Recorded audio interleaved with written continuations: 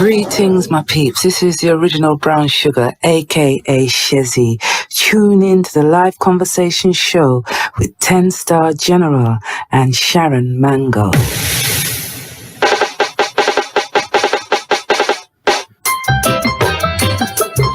Shibboleth. You know, this is Hawkeye. And this one goes out to all those in love affair who never take time out to share and care. Some you say, baby, don't cry. Dry those tears from your eye. What goes around must comes around. True love never dies. You know? Oh, why can I go a day without my baby and I? The live conversation show. Will never ill treat my baby. I'm the kind of man who treats a woman like a lady. Oh, I can I live a day without my baby and I? Feel as if I'm really going crazy. Oh, I will never ill treat my baby. I'm the man who treats a woman like a lady. Cause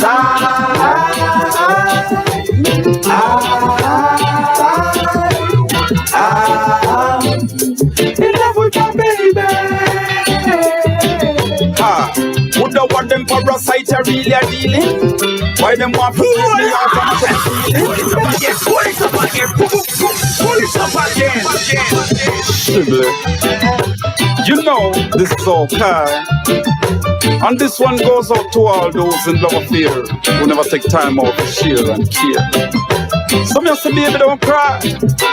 Dry those tears from your eye. What goes around must comes around. True love never dies. You know? Oh, why can I go a day without my baby and I? Feel as if I'm really going crazy. Oh, I will never ill treat my baby. I'm the kind of man who treats a woman like a lady. Oh, I gotta tell you, man, if there's a man that can really change the mood of a room from dull to bright and sparkly to full of energy, is the man right here. Yes, sir. I'm going to see if he can finish my phrase. Shibbly. Shibboleth.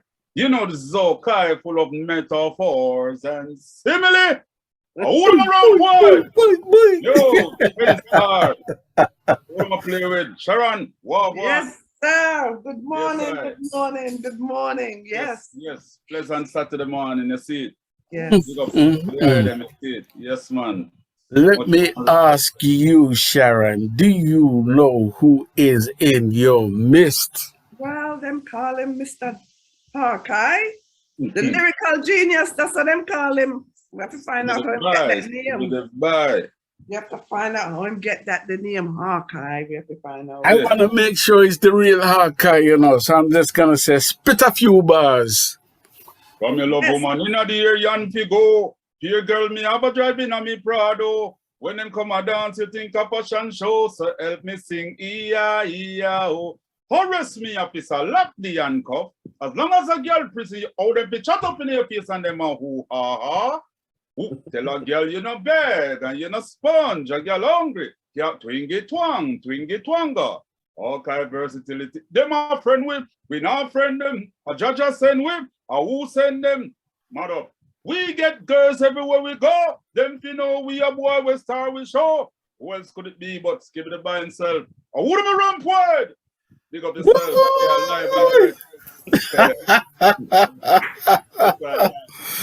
That is the real deal. That could be no carbon copy. That is the real deal. No carbon. Listen, it's a blessing for you to be here. And when I reached out to you, man, I had to remind you of where I knew you from. Yeah. And you did a show on my station, but it was courtesy of Sister D. Okay, yeah. Who sadly passed away from cancer. She was one of my business partners. She was the mama of us all. Yeah, condolences to her family and friends. Yeah, she sadly died of cancer. And that's where I heard your interview from. Okay. I've known of you from your Main Street days. And we want to get into your life, where you grew up. We want to get into the full 9 yards. So we're just going to be asking you questions here and there. Don't watch no fears because we're interested in your journey. We rate you as one of the greatest lyrical geniuses that emerged out of Jamaica. We're not waiting for you to pass on undead before we give you a title, you know. We're getting it to you now. So just brace yourself. Yes. That's how it should be, you know. That's how it should be. Give me what is due now. Don't wait until I die. Then you come saying things that, you know, and doing things. Do it now for me. Do it. Do it now. Say it now. Give it to me now. Let me have it now. You know, don't wait until I pass. Then you come and talking and you come and supporting and all of these things. Do it now. Yeah, I believe that. So before we begin, I'm going to let Sharon do the introductions and thing, and then we'll begin. All right, no problem. Greetings, one and all. Let me first say this, though. Blessed morning to all, because some of us did not wake up this morning. So if we get up this morning, we still have a purpose, right? Yeah, definitely. We're here to do something, unless if we're going to do it, let's do it right. Right and proper way we have to do it. Yep. Amen. Amen. So, greetings, Hawkeye. It's a pleasure. And greetings to everybody in the room who's tuning in. I'm sure people will be filtering in later on. My name is Sharon Mango, representing SBRB Radio and World Blend Productions. And we have in our midst again, DJ Hawkeye, the lyrical genius, prolific in every way. The mad. Yes. Thank you very much for having me. You don't know the whole of UK. You know, all those who tune into the Zoom right now, what as I said, you know, welcome to our journey that we're going to embark on. You see, this is Hawkeye, Christopher Smith, live and direct. You don't know with the man they call 10-star General and Sharon Mango. Yes, yeah, mad something. Ready to roll? Ready to roll. Buckle up and let's go. Who we got in the building, Shazza? We got the incomparable DJ Maestro. We love him. That's my favorite DJ. Maestro, big up yourself. We have iPhone. There's a Nurse K. Thomas. Bless up yourself. Thank you so much for tuning in. Not sure who that is, but we will know who you are later. And that's it. I don't know who iPhone is. And again, people will be filtering in as we go along. Okay. Big up to all those on the, you know, the Zoom line tuning in. You know, I want to say a warm welcome and thank you for taking the time out to come and listen to what Hawk have to say, and 10-star and Sharon. You know, yeah. So, you don't know. Big up on yourself straight. Yeah. Okay, I want to take you back in time to your earliest memory. Where did you grow up? What was family life like? Brothers, sisters, mom, dad, everybody? Yeah, well, first of all, my birth name is Christopher Smith. You know, I was born in Kingston, Jamaica, right under the clock, as they would say. You know, the clinic, the maternity clinic that I was born was one called Kiwanis Maternity Clinic, and that Kiwanis Maternity Clinic was in Tivoli Gardens, what them called TG in Jamaica. Everybody know TG, you know? They call it Tivoli Gardens, so them call it TG. So that's where I was born. You know, I grew up in the Jonestown area as a child, the Arnett Garden, you know, them places, you know. That's kind of down close in jungle. Pretty close, you know, all of them areas are kind of close to TG, Tivoli Gardens. It's really downtown, it's downtown really, you know. So the Arnett Gardens, I mean, Jonestown, you know, then we moved to a place they call Black Street, that's off Winard Road, you know. So, you know, it's really, we're still in the era of downtown. I mean, South Side is just aside from Black Street and a place they call Dunkirk. This must say, you know, the kind of era we grew up in. This must say, so, you know, from there I left and, you know, went to see what Drive to Live. But in 1980, when the election, basically it was one of the most serious election we had in Jamaica, very ruthless, a woody, you know, gunfire and stuff like that. So we had to move, you know, to an area that our Hagley Park would call Auckland Drive. You know, now my family life, you know, has been a very good one. I can't complain up to this day. you know, because my mom and dad was always there. They have always been there, and I'm still here and still there, you know. Amen. So I think I have the most, you know, I can't complain. God no, I just have an angel of a family, you know, brothers and sisters. You know, it's 6 of us within the family between me and my mother and my dad. You know, I mean, one died at the age of 9. You know, his name was Craig. That's my brother. He passed away at the age of 9. You know, I have 2 elder sisters outside the family and 1 elder brother on my dad's side. You know, so one big family. I mean, you know, we might not, you know, like be in touch on a daily basis, you know, but you know, the love and the family joining is there, you know. So we keep it that way. So that's basically my family life and, you know, where I was born, and you know, it's just typically that, you know. Yeah. And what was it like in the family? Were you the only musical one, or was there other members in your family who were musical? No, you know, I mean, the thing about it is, what I know is that my dad used to have a lot of records. You know, the Dennis Brown, you know, the Harder They Come album, you know, stuff like that. Yeah. And you know, in other days, you know, certain parents have them little record changer, you know, and things like that. You know, maybe on the weekend they play a few records and stuff like that. You know, those days really were cassette days, you know. So apart from what my dad had in the home, I had friends who had, you know, them tape. So man, I play cassette, you know, on a loud. So you will hear you know, the things that going on outside of the home.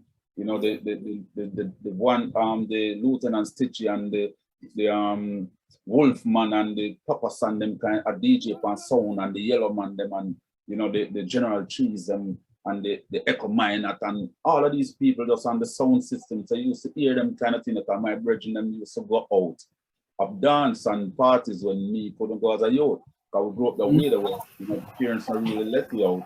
You don't really go nowhere too tough.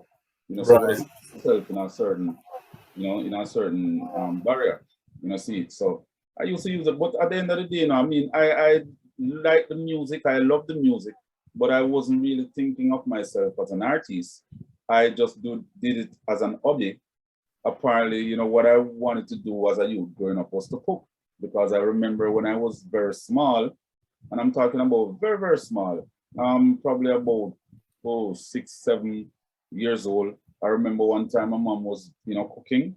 I think it was soup she cooking, and I don't know what I did, but I was trying to see in the pot, and I think, you know, some of the soup spilled in my chest, you know. So I had some ideas of just being interested in this food thing. I did love food, because at one point in my life as a youth growing up, I was a chubby child, you know, and you know, my uncle who lives in Manchester, his name is George, we call him Jaman.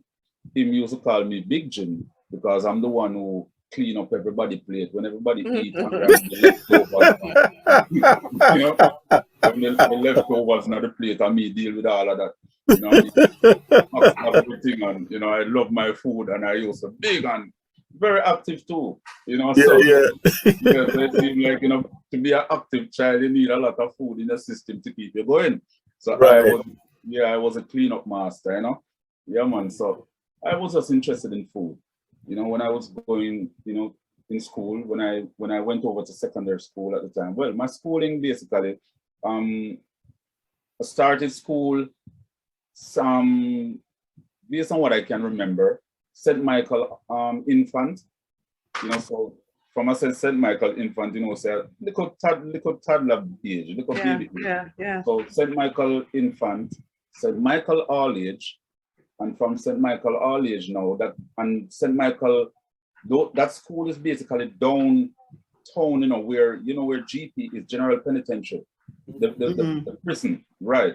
The school is basically beside the prison, you know. So as I said, as them here they will grow up, you know. So when we leave from there, so now, and when we move to Auckland Drive, you know, then I start going to Clancarty Primary, and then from Clancarty Primary to Clancarty Secondary, which is basically Vineyard Town, primary Vineyardtown Secondary, right? Was a Clancarty, so from there, I left from Clancarty Secondary to St. Andrew Technical High School, which is on Spanish Town Road. So, me kind of familiar with the downtown kind of thing. Is like I'm always in that kind of an area, in the diaspora there, So that was really my tertiary education movement, from a child coming up.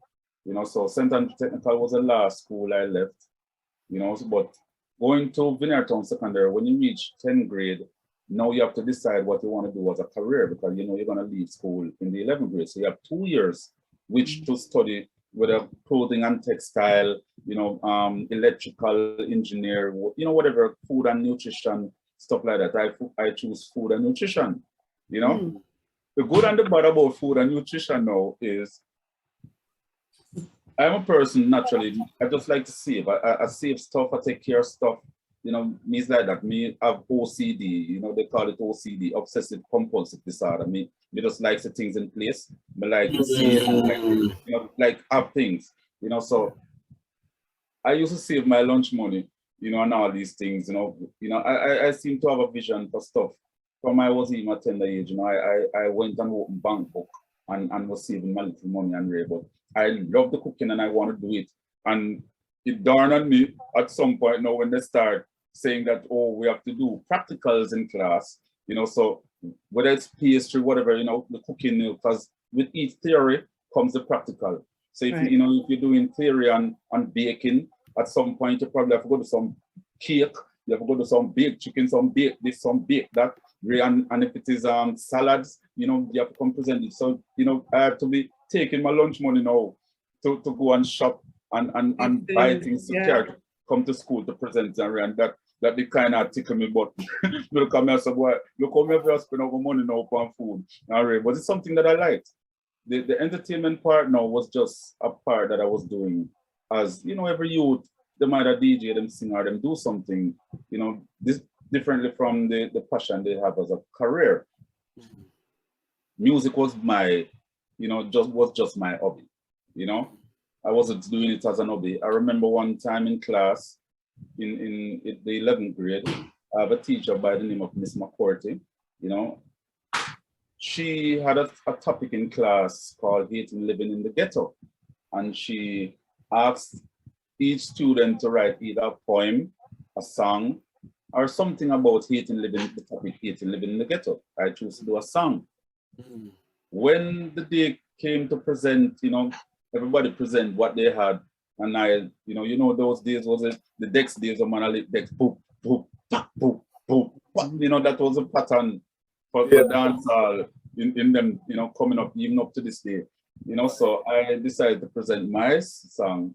And when I started my song and going on my song, whole class mashup, So, I got a what I got, a A plus I got for that presentation. So at that time, my teacher was saying to me, so boy, Christopher, why don't you get this song recorded on a cassette and let us take it to the radio station? But she was saying that I was like out of my way, because I didn't even understand the whole music thing and what you mean by, radio, take it to radio station and get it played on the air. But I just know that I did it, and it was just something that I could have done, but all I wanted to do was just to cook.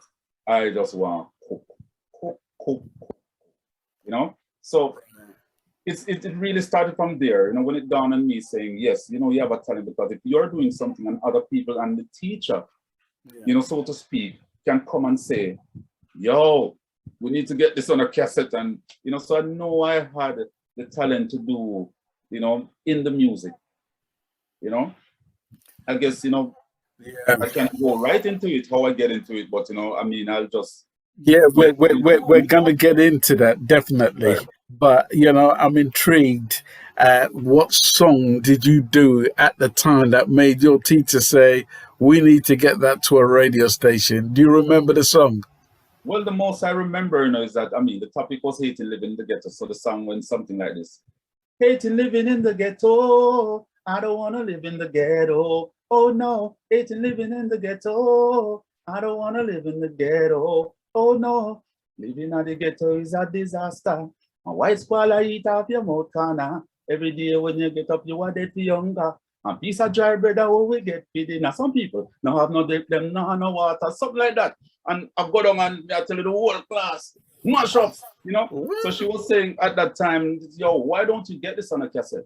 You know, but that's just that's all the amount I remembered. You know, but the topic was hating living in the ghetto, and I know I sang the punchline, hating living in the ghetto. I don't want to live in the ghetto, and living in the ghetto is a disaster, and white squalor eat up your mouth can, and you know, so it was that song, you know, and trust me, that's where it kind of start, you know, because after that I start writing songs, you know. Yeah, I'm gonna let Sharon come in from this point because, you know, boy, I was thinking to myself as you were mentioning certain words. I'm wondering if I mentioned to my 17-year-old daughter cassette, would she know what the hell you were talking about? No, I don't think so. I wouldn't even have a clue, you know. Not a clue. You know, I mean, we grew up on the cassette days, you know. You know it, right? Real to real, you know. I mean, you'll probably show a child now a thing and you know, a cassette or a tape, and then probably ask them, what the hell is that? You know? Sharon, come in. So this is so interesting to me that the cooking, aside from what you were doing lyrically, you didn't even know what your greatness was. No. How far did you get with the cooking though? I'd like you to elaborate more on that. Like, how far did you go? Well, I was doing good, you know, because when I was at secondary school, you know, what they used to do is that every school, when you reach up to, because we would graduate, let me say, in grade 11, right? So when you're in grade 11, during the process of going up to graduation, probably like a couple months before it reached up to graduation time, they had a thing they call job experience, where they get spaces from companies outside, whether in the hotels or the restaurants, or you know, so if it's clothing and textile, probably some clothing store or some clothing place would make clothes. You know, if you're doing electrical, they'd probably send you over to some shop with the electrical business or man with the machine and stuff. You know, so you have 2 weeks of what they call work job experience. Job experience. So I had a friend called Michael Allen. He was basically both of us are best friends, but we were competitors to each other, even in the music field, because when he used to DJ and me make him stop DJ and start sing, you know, because he just couldn't beat me at it, so he might just change and start sing, and that's how now him start get team little name and stuff, you know. So and then he was a chef too, and I was a chef, so the two of me I compete in a class when it come down to cooking and when it come down to the music, and me and him. So if one couldn't manage one year, it's like the other person switch or something like that. So it was that, but it was all love, and we just had to do it, and it's like it wasn't even a competition at the time, you know. So I went to Jamaica Pegasus Hotel, which was one of the biggest hotel in Kingston and very popular hotel in Jamaica. You know, so we got 2 weeks, and it was me and Michael who went over there. We call him Solo, you know, because since he started singing, we call him Mikey Solo. Time was Michael Allen, so we just call him Mikey Solo, right? So me and Mikey Solo went to Jamaica Pegasus for 2 weeks. When I went there, we me love food. I went there from in the morning, and I just help on because you're learning, so we just learn, go straight back until night. Even when we were supposed to leave at 5 o'clock. Me still there at the hotel until up to 8, 9 o'clock in the nights, you know. And then when I went home, you know, you have to come back the next morning early. But I was so intrigued and interested in what is going on, because you go in this big hotel, this big company, they have something like about 3 different restaurants. One downstairs for staff, you have the country kitchen that's down by the poolside, and then you have the main kitchen up in the middle of the building, like on the higher floor. So you find yourself up there, so now all the kind of things, the Italian cooking, the local, the Caribbean, the when you talk about cooking, you're talking about every genre of or every nation of kind of cooking goes on at the main thing. You know what I mean? It mixed downstairs with the country kitchen, but down there, so now it's more like people who come by the pool side, you know, so they might get things like burgers and you know, anything flip and grilled chicken and all those. So it was more kind of local. But when you go upstairs now at the main kitchen, the baking, everything they're on the same level, you know, the baking, the salads, the meat, the different kind of meats, the different kind of food. So I was just interested in everything that was going on there. So I make use of my 2 weeks, me and Michael there, you know, we just cook away and we just eat away. I was like a rounded person. I'm this moment I'm in the pantry. Next moment I'm in the bakery. Then the next moment I'm on a meat side, and we just do bake. You know, we peel potato. We do this. You know the whole works. So when you new, you know them. I'll give you all the scrubby work. Them the grunt work. Yes. That never matter me. Me just a scrub, and then we just go learn all the rest of things and go. You know, and things. So it was like that. When I left, when I graduated from Town Secondary, I took some tests at St. Andrew Technical and I passed. So I went to St. Andrew Technical now for another 2 years. During being at St. Andrew Technical, the same thing happened again. But this time I ended up getting a scholarship for 6 weeks in the catering thing to go back to Jamaica Pegasus Hotel. Oh, wow. So it was like a familiar thing, you know, because I was there before and I come back there now. It's like, when we go back there now, we just fall in. There's no scrub, we just fall in and do stuff, you know. So I was like, it's like I was working there, you know. So when I graduated from St. Andrew Technical now, I started working at Morgan's Harbour Hotel, which is in Port Royal, right? So, you know, so as you come out, as you land in Jamaica, and just as you leave the airport and make a right turn around the roundabout and you're going to Port Royal, there's Morgan's Harbour Hotel where they deal with seafood because, you know, against the sea, they deal with seafood and, you know, cuisine and stuff like that, every other thing, but mainly seafood. So I went by there, you know, and learned a lot of seafood cuisine and stuff like that, you know, but I only worked there for 6 months. During the 6 months I was there, I was on a bus and I saw one of the guys from Pegasus, one of the chefs, and he said me, I said, what? Because they used to call me side-eye. So he said, what, I'm side-eye? I'm so boy, I'm there now. I say, yo, you know that they're having open applications for people who want jobs at the Pegasus. And I said, for real? I'm saying, yeah, man, why don't you come up there and put in an application? So because I'm familiar with Pegasus from secondary school and high school now, I decided, so okay, why not?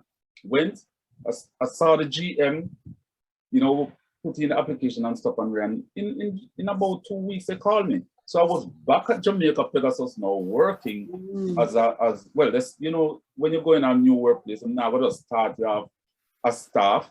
So they start me as a starter, you know, and I did that for 6 months. And then they give me another 3 months as a starter. I was like livid.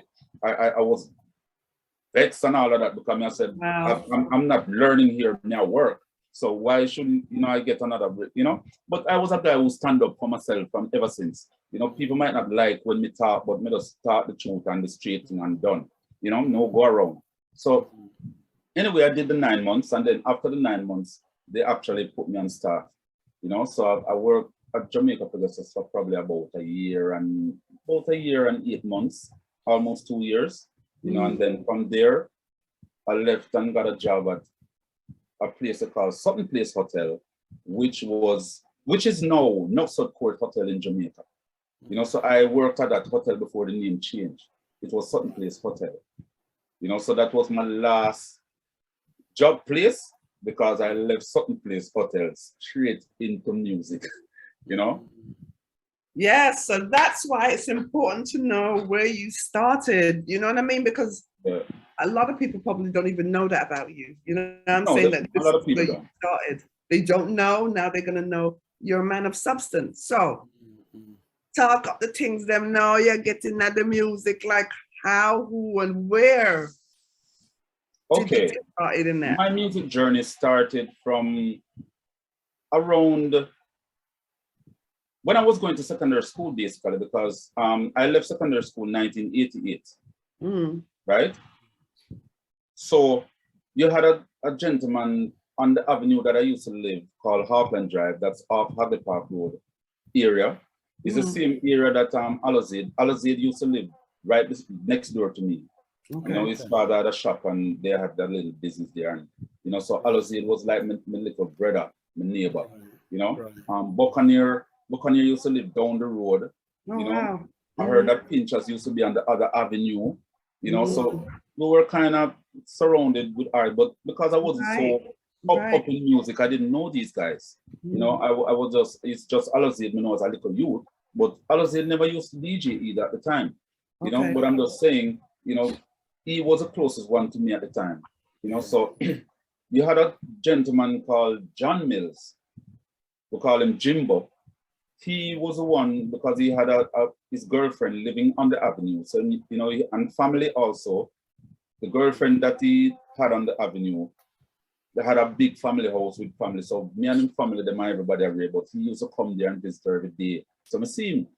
He was the first one to take me into a studio and record a song. And that song was recorded in 1988, a song called Patwa. Because I'm always an encouragement. He was the person also who gave me a fine cursing about why with there my yard, pitch up in my house, like me a girl, a cook and a clean and all these things, and me have music me can go through and make some money if me no want Richard, me no want, you know, have things, and you know, give me a fine tracing one day. I'm really look content about, you know, so true, because I mean I've grown up as a child and hear so boy man not do housework and man not, but I'm not that kind of a youth where you even pay attention to certain things, you know, so I was just a very helpful guy around, you know, me and my parents, my children, my sisters and brothers are there, but it's like me, to me like the cooking, me so just do the cooking, so it's like everybody left the cooking to me, so me just come like one home girl, you know, just a cook and me like cleansing. I beat you up, bad boy. You understand? So I used to just do all of these things, you know, have the, you know, clean the place and all them stuff, and I keep, you know, keep up the thing and read, but you know, my friend just, you know, apparently Jimbo, a big man for me, and him give me a fine tracing and say, yo, I want to a girl, man. You just sit up in the house, I do this, and every time I say, boy, I could go to studio, I talk about, boy, you can't leave, because you have to do this, and you have nobody else in the can cook, nobody you, so if you know, people are going to, you know, so you can give me them, and when we look on it, I say, but that's true, you know, if me not do it, somebody are going to do it, you know, and we decided, so, you know what, I'm just get up and come. So I went to the studio several times with the man thing, and then it took me, decided that I'm going to spend money and produce me on a song, just to let me hear the ability that me have. Because sometimes, you know, somebody could do something with you and then you listen back to it and say, wait, for real, this is one? You know, so that was what really gave me the wake-up call. And then from that, I started pursuing the music a little and a little. And then when he actually pressed the record now for me to see and play it on one record change and make me hear, me I said, I mean this. Man say, yo, I said, wow, you know, it don't sound bad, you know, so it encouraged me from then now to start, sit down and write lyrics. So if you ask anybody in music business, them can tell you, Hawkeye was the guy who everybody, I don't know, I mean, everybody have something about them in music. People can tell us that when they meet Hawkeye for the first time, I always have one book, you know, them book, they like when you go in a police and you see the big, my book wasn't that big. But you know, when them talk, them exaggerate. They say, boy, the man I walk up with him big, what you call them book then? With the hardcover, big hardcover book, right? I had one. You know, not the regular hardcover book, you know, I had the biggest one, not the office one, but the biggest one where you don't probably care go to school. That's how my hardcover book used to stay. And I write mere songs when we skip pages, you just say songs, come write my songs, you know? So I used to have that and walk up and down and go to the studio with it. Apparently now there's another gentleman by the name of Arville who is relative of the same people them who the guy, John Mills, come to visit his lady there. You know, so a one big family, but this guy now, he lives in Texas, and every time that he come to Jamaica, him call me from down the road, I want me DJ for him. I said, boy, every time him come and him hear me, sound fresh. I have something fresh, you know? So them time I never really have a DJ name, you know, because I mean, I've grown up through so many names, through school and all of these things, you know? So on the avenue, they used to call me Trug. They said Trug was a monster like Bigfoot. I don't know of that cartoon or movie, you know, I know Bigfoot, but they said they had a, you know, there was a character called Trug. So they used to call my virgin, they used to call me Trug. So when I start DJing now, I said, boy, I forget one name for myself because I can't put Trug on record or, you know, because it don't sound, it don't sound good to me. So during the time, you know, that artists used to use the name of like other people, like if you have like when you have Shabba Ranks, you have Delhi Ranks, you have Dr. Ranks, and this Ranks, and Daya Ranks, and Charlie Ranks, and Bambi Ranks. You know, so during those times, Dougie Fresh was a very hot artist, even though American, but you know, probably Jamaican parentage, a black man anyway.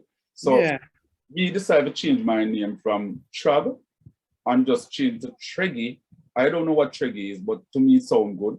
So it's Treggie, Treggy, and I had fresh to it because to my virgin said every time you hear me, sound fresh. Some of us add the fresh to it. And to you have Dougie Fresh, we just say, oh, me name Treggy Fresh. You understand? Right. So I used to use that name, Treggy Fresh, you know. So that's the name that I put on the first song I did with John Mills. Other songs I recorded after that, one, you know, put Treggy Fresh used to be on the record.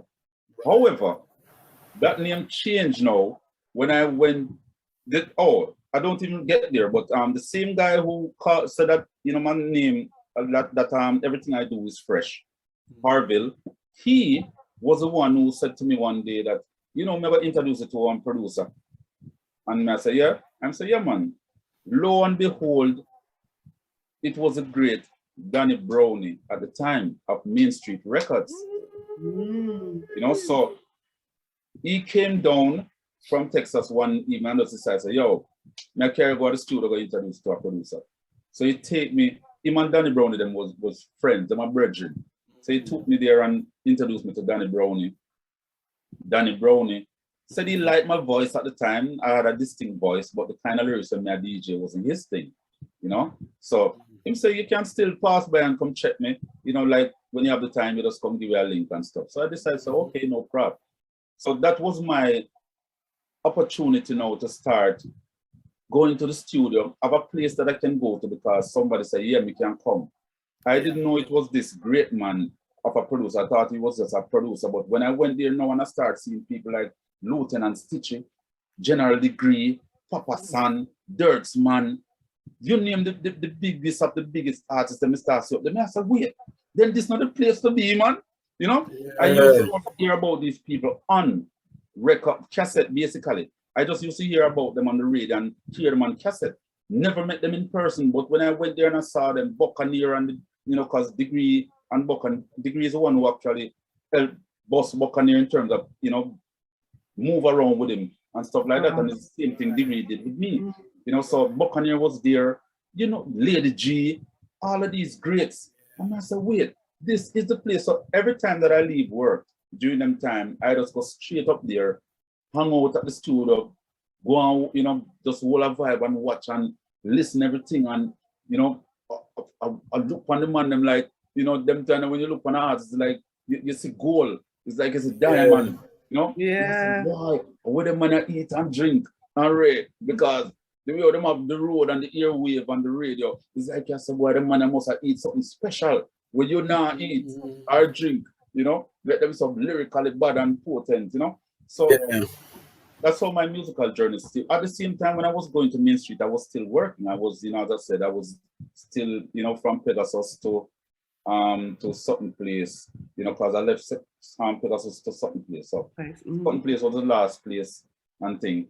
During that time now, I get to start, you know, having a 1-2 exchange with General Degree because, you know, to him, he saw me as a very humble person and he liked my vibe, you know. So one day, him just all time the wits just said, boy, DJ, make me your partner. And I was like, what? You know, so from start pairing with General Degree now, you know, so the musical doors start opening up certain way because everywhere he goes to record, whether Penthouse, Bobby Digital, you know, King Jammies, you know, all these people, when he went there, them time when you spar with a artist who are popular or hot, people want to know who you know, or you must be of somebody of importance to be paired with man like them, yeah. You know? So I was just Degree, like degree handbag, you know, was just there, you know, me and him just a flex. And, you know, I was just listening and learning everything as a little youth, and I write my lyrics, the man, you know, come and say, the man, body, no, I have to get up in my head and get wicked too, you know? Yeah.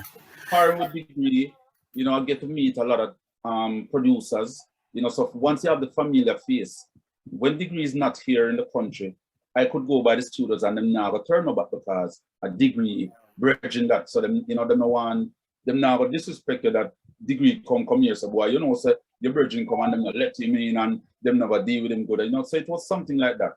You know, so I kind of grow with the feeling of this love thing in the music, you know, that people were, you know, respectful and loving and kind of get the key to the city, right?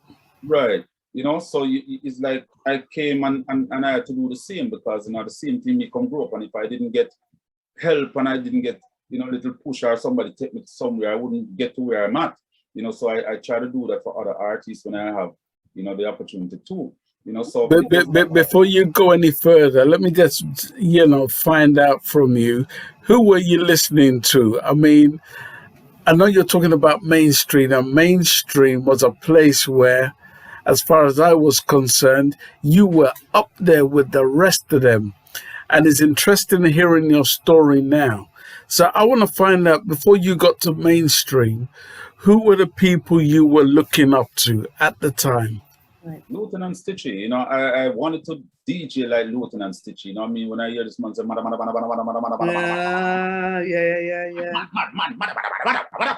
was like, whoa, what kind of man this? And I mean, Papa San also had that thing too, you know, but for some strange reason, I just probably like Lieutenant Stitch's sound. Right. Sound. You know, so his sound was a little different from Papa San's sound, even though the two of them spit fast. I rate Papa San and love Papa San, but it's teaching me really want DJ and sound like. You know, so I started sounding like Lieutenant Stitchy, you know, and then after Lieutenant Stitchy, because you have artists in the business who you can grow from arts to arts and you still love them and rate them, but through me I'm growing in the music and me not find my farm or anything yet. Then we go hear one bridge in them called Ninja Man. Oh yeah. And when we hear this man, I say, what kind of man this? Because he just DJ totally different in DJ staccato, like, you know, 10 for the gun, 10 for the gun. Yeah. Put on the bray, put on the bray. Boy, and them talk some little things, you know. Boy, see me come and when because a woman boss the shot, me see the shot, go the corner and look on the boy and turn back and break. I'm not saying what kind of man this, you know. So, he just had some total different thing that I said, no man, the brother or somebody may have to really, you know, penny, you know. So it was basically Stitchy and then Ninja Man, and from there, I mean, Shabarangs was like, you know, when I hear Shabarangs DJ, me I say, it's like me I wonder. No man, that man are way above the level because that man coming like in no, that man the right rhythm like how you don't say tire sit down on a car rim or you talk about Shabarangs. When you hear Shabarangs, it's like your head mash up because you can't believe some man can ride rhythm so wicked, you know, and things. So those were like my inspiration coming up. I mean, you have a lot of other great artists. Tiger was one of them too. Near Tiger, I said, no man, you know, and thing. And then, you know, you just have artists rising, the Buju Bantams, the, you know, New York, them, the Bounty Killers, the Beanie Man, you know, all of these people coming up. And I said, no man. Plus, me a par with a general in the business, which is General Degree, because when I hear General Degree for the first time with the granite thing, I say, I wish artist this. I want to sound yes, like, for real. Right, so me, you know, all of these great, and Buccaneer is also an artist who me rate because Buccaneer, what? Music, you know, lyrically potent that, you know, I'm just saying, so it's all these greats. And then to go to one place and see all of these people, it was like amazing. I was like, no, sir, me, they are the right place. You know, I just go and tell myself somebody at the right place. So, yes, Danny might not record me now, or I might not like when I DJ now, but I'm going to find something that I'm gonna like and record someday. And I just tell myself that I was just enjoying, you know, going with General Degree, apart with General Degree, all of that, and you know, go on until me start record for Danny. But the name, as I said before, the name Hawkeye came about. I was at Main Street one day recording a song for a producer. I don't remember the producer, you know, but in the song, I said Treggy Fresh and something around Cutty Ranks. Like shortly before I made mention of my name in the song, Cutty Ranks came in the studio. Never know Cutty Ranks, but I mean, just by seeing and you know, artists call artist name and stuff. And so that's how we get to learn and know the artist name. And this Cutty Ranks, the big, you know, bomber, stopper, artist coming in the studio. And the weight. Be a greatness. So he was the one who stopped tell the engineer to stop. And said, my youth, what you saying name a while ago? I said, the man said, no, that name not going to work in a music number G. You have got to change it. And I said, change my name at this point when I use Tricky Fresh on some little record I come up and the man I say, Tricky Fresh, you know. The name not going to work in a music business. Tricky Fresh, what is that? I said, weird. No, I mash up in my head, mash up, come I said, no, sir. What this man do to me? You know? So anyway, him look at me and him said, wait, you know, what me do? You know, him just want to find out the trade me had and thing. Because you know that Cutty Ranks was a butcher. Right. I saw him get the name Cutty Ranks. You understand? So I guess he was trying to use the same trait and find me a name. So he asked me, what me do? So me tell him, so boy, me is a chef, you know. I cook. And I said, oh, you're a chef. All right. So the first thing he stopped me, you know, he said, all right, go on DJ. I'll find name for you. So my DJ and he's like, he might listen to lyrics and I said, yo, a curry shrimp in him. I said, no. I said, no. I said, broiled lobster. Oh my God. Man said, broiled lobster. I said, no, sir. No. Some food name. I said, I don't want a food name. No food name, king. And I said, all right. So I was doing my thing and then he said, my youth, want to your eye? I said, so I'm born with it in my G. So I said, okay, all right, go on DJ. Now DJ and then him shout out bird eye. I said, no, I don't like bird eye. Chicken hawk. I said, no. Now DJ again and then him stop it and say, yo, Hawkeye your name. And from him say Hawkeye, I say, yes, that's the name. Wow. So, always have to say big respect to Cutty Ranks. You know, I mean, these giants really play an important part in Hawkeye life, and you know, for those who really, you know, from introducing me to you know, recording me for the first time and introducing me to Danyan Plus, giving me a name now from a superstar is like it's just phenomenal, and I just really always big them up and tell them thanks, you know, because this is something that I can't pay them for, and you see, now the name is Hawkeye, and it's like it's thick. It's just out there in the household and out there in the world, you know. So that's a big up to the Cutty Ranks of all ranks, you know. So that's how I got the name. So from there now I had to go back to the top of the song, do over the intro, everything, and put Hawkeye in there and come down back to the lyrics now. And from there, that name been going on the record from ever since. Wow. Imagine that, man. Cutty Ranks, love him, man. Yeah. Wicked. He's the one who gave me the name Hawkeye. It's amazing what we see on the outside, right? You know, because I became like, I knew about you from the minute you stepped into Main Street, and the minute you stepped into Main Street, to me you were just as good as the rest. You know, but listening to what you had to say just now is like you were trying to find yourself amongst the greats that you found yourself in. Yes, very much so. And it wasn't that easy either. I mean, you probably heard me and saying that, wow, this guy is something, but trust me, it was a lot of, it's like going to school, you know, you're from grade 1 up to grade 11, you grow, you know? So when I went to Main Street, remember Danny Brownie didn't like the kind of songs I was DJing. But guess what?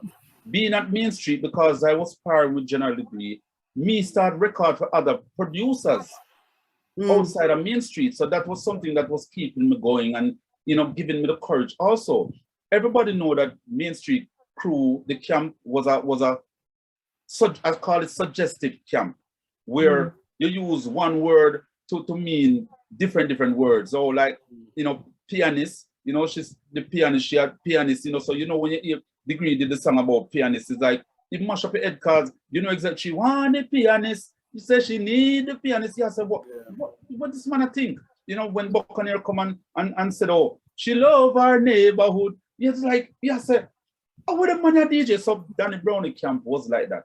You have to find words or put some idea in your song will give people dirty thoughts, you know, or give people thoughts about other things. So I realized that the camp was a very witty lyrical camp. You know, you have to be witty up in your head and stuff like that. And I mean, I knew that what I was DJing was because if you check it outside of the whole camp, me and Buccaneer was the two kind of hardcore guys in the camp. You know, if you notice, Buccaneer is kind of on the rough side, you know, to pretty film thing, you know, but him do it for the radio.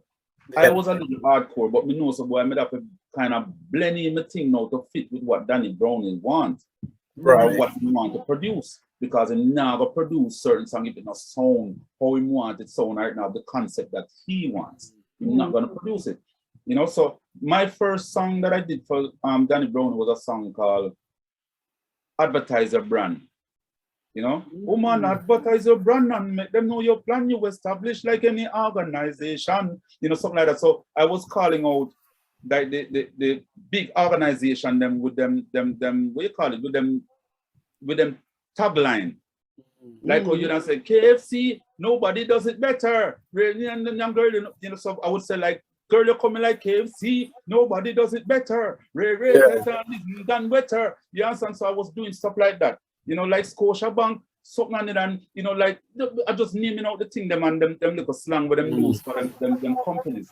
You know, so Danny kind of like that thing because what I did was kind of blend it in a girl way, put the girl on, said why the girl am this and the girl am that, and then come like, you know, so he like that kind of. So that was the very first song I did for him. You know, so it was just like kind of warming up Hawkeye for the journey of getting in the right way. You know, but as I said before, I was recording for other producers, you know, which also helps to develop my skills and my talent even more. And the fact that you have power a man like Degree, where a shot so hot in them time is like you had to be doing something to match up. So it was like a inside competition in your soul, in your inner ability. You know, you have this competition going on inside of you where you say, yo. You know, and the funniest thing about it is that most of the producers that I record for that Degree introduced me to is when Degree left the island, me record for them. Okay. Because I decided that, the big star then, so to speak, who take me on a par with me want to make him feel good, knowing say, yo, him little apprentice at work when him not around. You know, so I make sure I find these producers and I went and they have a rhythm coming out and I drop some point because I know automatically Degree is gonna voice for them. Them well want Degree voice. But me, I have to make sure so me place myself, you know, so he always come back from foreign and he say, boy, you're you upon the rhythm, you know.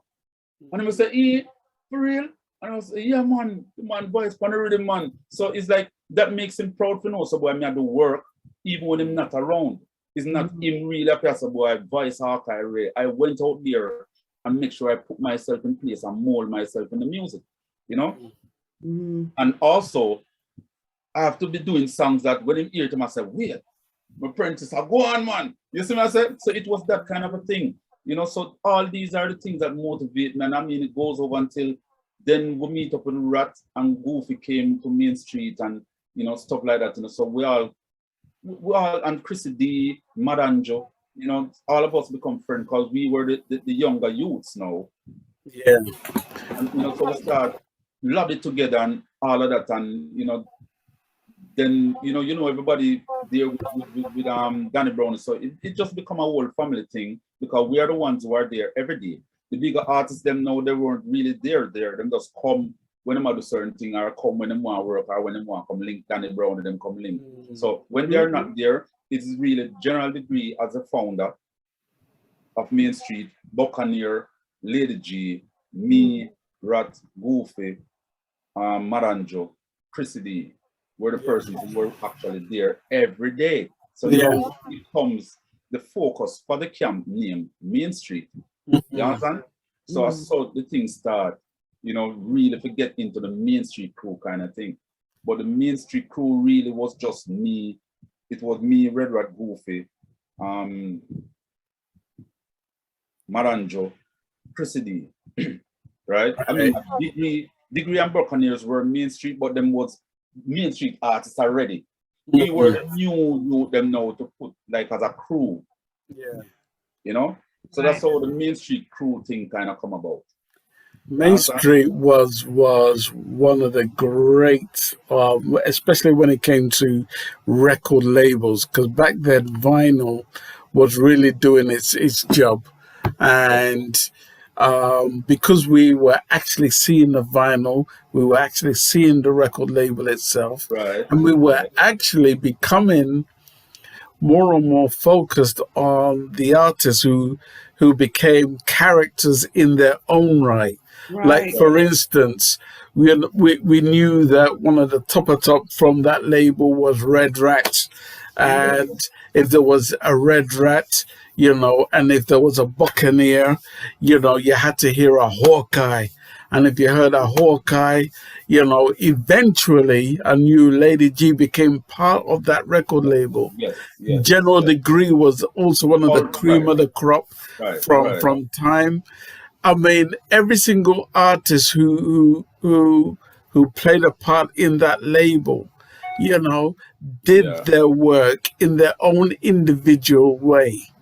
But I'm keen to know, because it is more like a mystery. What is Danny Brown? What was it like working with Danny Brown? Working with Danny Brownie, it was because all right. Honestly, Danny Brownie wasn't like some producers who show authority in a sense, you know, in more gel and talk with the youths them and, you know, will encourage you and you can talk to him and stuff like that. He was like easy to talk to. He's not like some producers who used to, like, you have a man called Steely, where people, you're afraid to talk to Steely because he just have a strict thing, but guess what? Steely is the nicest guy.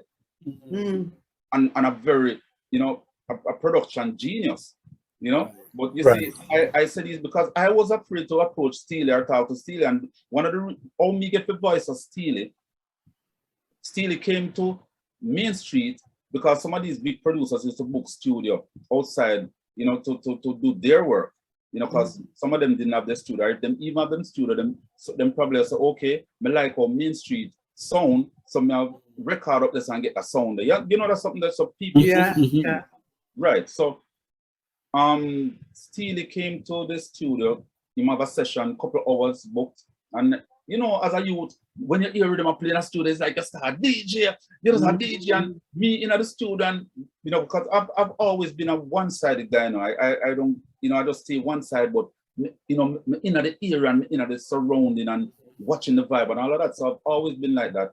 So me in one corner and the rhythm I play and me have DJ, but what happened is that them stop the rhythm. When they stop the rhythm, my voice was still going. So Steve said, "How the man? How him?" And you know, I stand up and I stood up and I said, "A Main Street me come from, and me there my place, me there in a my little ground." So you ask me who be, so I say, "Well, I mean, all kind of man say you can't DJ, you can't DJ." I'm say, "Yeah." Once since you can't DJ, then go around there, go DJ, go around there. So you know, so still kind of put fear in you, but at right. This theme joy to see if you ever really rise above, feared by him. And when I went round and boom, and press the button, and we start DJ, the man stopped the thing and said, "Yo, DJ, your butt," you know, all of these little things are motivational thing, you know, when I look on them and say, "Yo, from Steel, you can't tell us your body, you know." That means, you know, you're going to get your break in music, you know. So what really going through your mind when he says something like that? You put the fear of God in you? No, but I'm just saying that after just asking me if me can DJ, and I said, "Bro, me can piece of me, but me for go around there." I mean, that is enough fear to show you off of your game. When I went down there, when I went round there and me start DJ, him see him one stop the session and say, yo, your bad blown about black. I realized there that this man is just putting up a face, he's just a face up. Right. But at the end of the day, he's the nicest guy, because him would put fear in you, but at the end of the day, make you smile and put back joy in you. So I just realized that the music business was this kind of a thing where, people, they make joke, they make fun of everything, it's just this one big bungla joy and all of that. So that's how me perceive, the music business to be at the time, not even thinking nothing about business, was just thinking about music and the joy in the music and the love and how it seems so loving and like people care and all of these things. So that's how me really get to start Boys to Steal It, just because of that thing. I didn't tell you guys how me really actually leave Promoter Kitchen now and come in a music full time. Because when I was working at certain place, I was still going by Main Street at that time, and Degree that far little at the time. What happened now is that Degree did have a music video to do. The song he had, Lord, boy, she want a bodyguard, whoa, Lord. Right. Now, if you go on YouTube and watch that video, the guy in that video that was a bodyguard, with the button and, the thing, and, if you look good, it was me, jump off of the rooftop and all of that. So it was me, I take a day, well, we call it skull, Miss Skull work one day to appear in the video for Degree. And from I did that, it's like when the video came on, start showing on television and stuff, I became this popular guy without a song. Meaning I become, well, I wouldn't say popular, but I become a recognizable guy without a song. So me, I walk on the road and I just realize that people are point for me. A point. And I say, what people are point for me for what? Sometimes I look for some of them are point for not really me. But when I'm in a situation where it's me alone standing and people are point, then I start saying, wait. But it never dawned on me until I was walking and trying to reason in my head why people are pointing for me. Then it come back to me and say, whoa, coming on a music video, it a show up on TV now, so people recognize your face. So them I go see and point out and say, wait. So I start to realize now how the music business is. Once you get recognized, people is going to talk about you. Right. And I say, boy, say, the fact that people know my face now, many people go put a song to the face. So that is when now I start take it real serious. So I went into the workplace one day and said, hello, my towels are in. This is my last day. And threw in my towel them and just walk. So from that, I never looked back. I just, it was just a music. When I came home and I tell my mom, I said, boy, me stop working, me now go back to work and all of that. You're going to get the mothers and the parents' tongue. Boy, you better go find something to do. Now come sit down. One bag of whatever the case is. But I just knew at that time that, where yourself, mommy, something is going to happen that you yourself now going to believe. Because I had that belief. I didn't say it to her, but I was saying in my mind that if me walk after the job, it's most a reason why me walk after the job.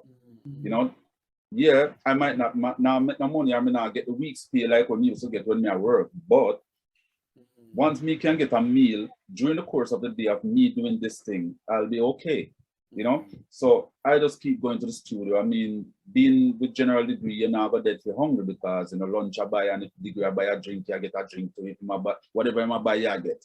So I was comfortable with that in the sense of that will maintain me until me find a song where me can buy my own thing and buy all a man a drink or buy a man. You understand? So that was my motivation. So that's how I left hotel business or chef business and started on music full time.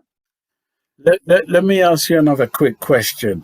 Now, I've interviewed many of the legends from the past, from maybe from the days of BBC to right down to people like Leroy Sibbles to you name it, and many of them went through a phase where they weren't getting paid for the works they were doing.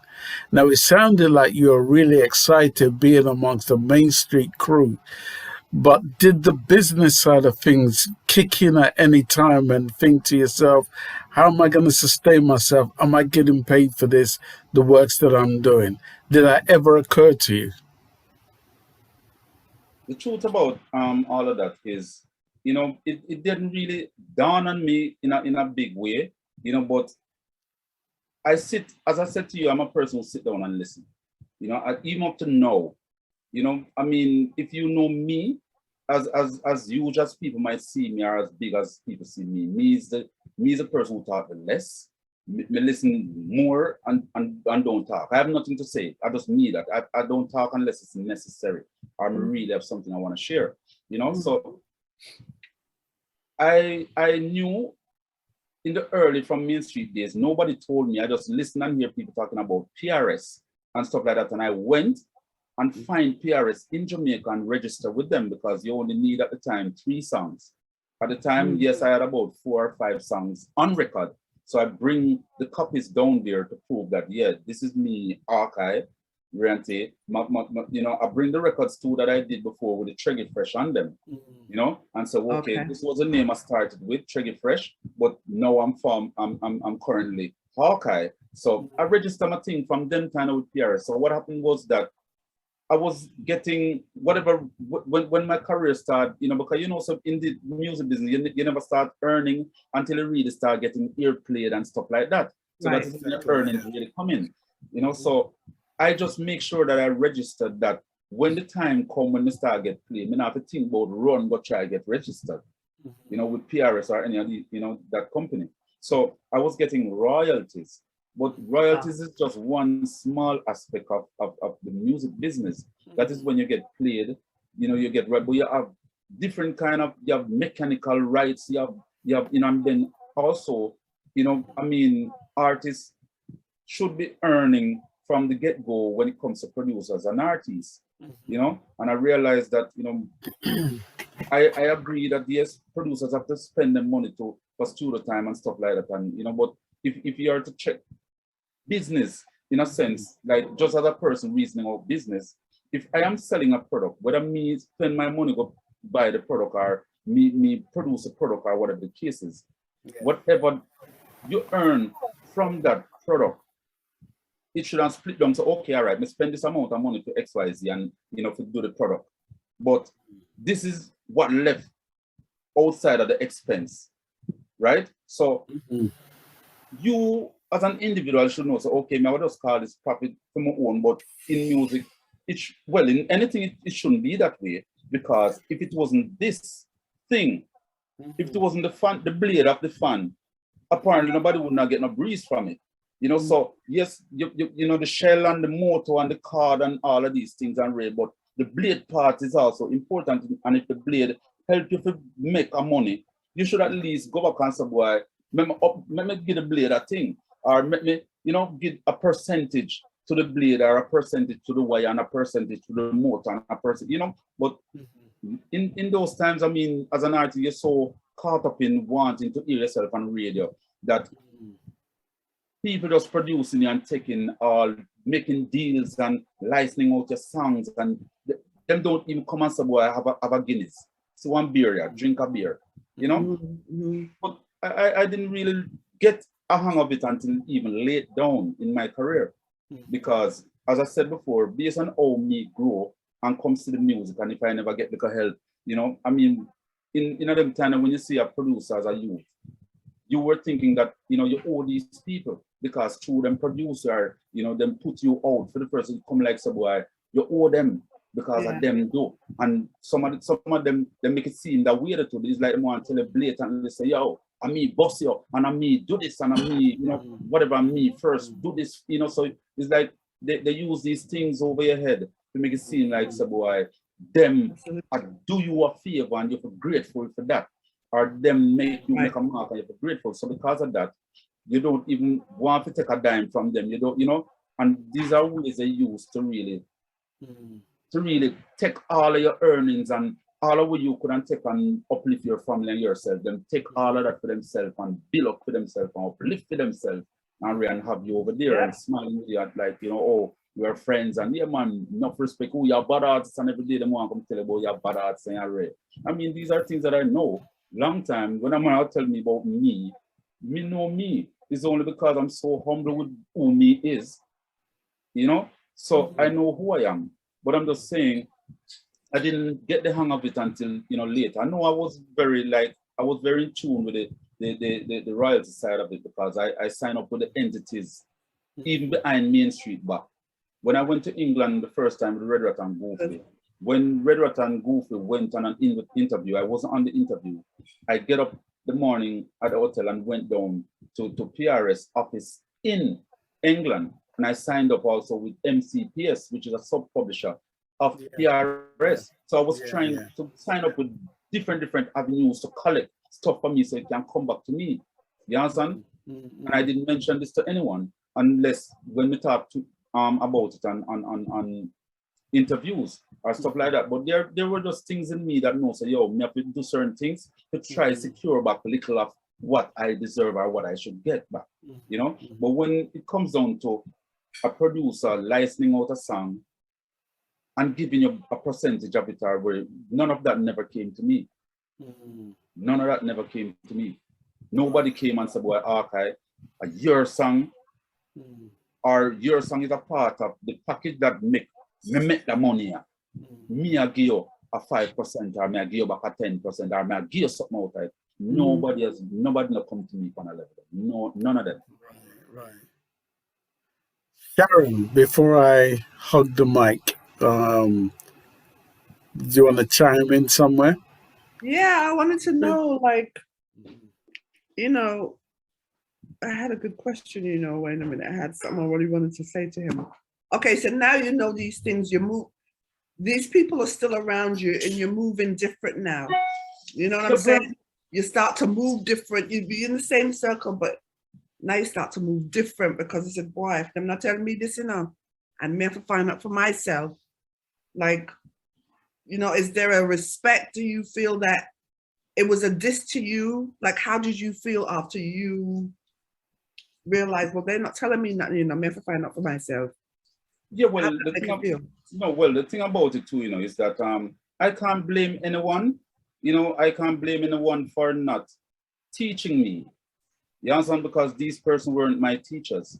You know, they were my teachers indirectly, yes, because I learned from them. But, you know, they teach you certain things, but they never teach you certain things. They never teach you the most important thing. Some of them, they you know what I mean? Some artists get away with that from them. I was art. When I used to see artists behave away over money and certain little things, and me used to sit back and say, why the man go on so? You know, but you see, I was just naive. Right. I was just naive. I just believed that these people were loving people. They might look out for your interests. I did just feel that it was all that, but it wasn't. Right. So I was the one who was really stupid and naive. You know, so me can't blame nobody for it. But the thing about it is that, I mean, when you come to a point now where you realize what it really takes, and I mean, it's never too late for a shower rain. You understand? So that's why even now in my career, I don't record for anybody. And nobody can get me to record for them unless they talk business with me.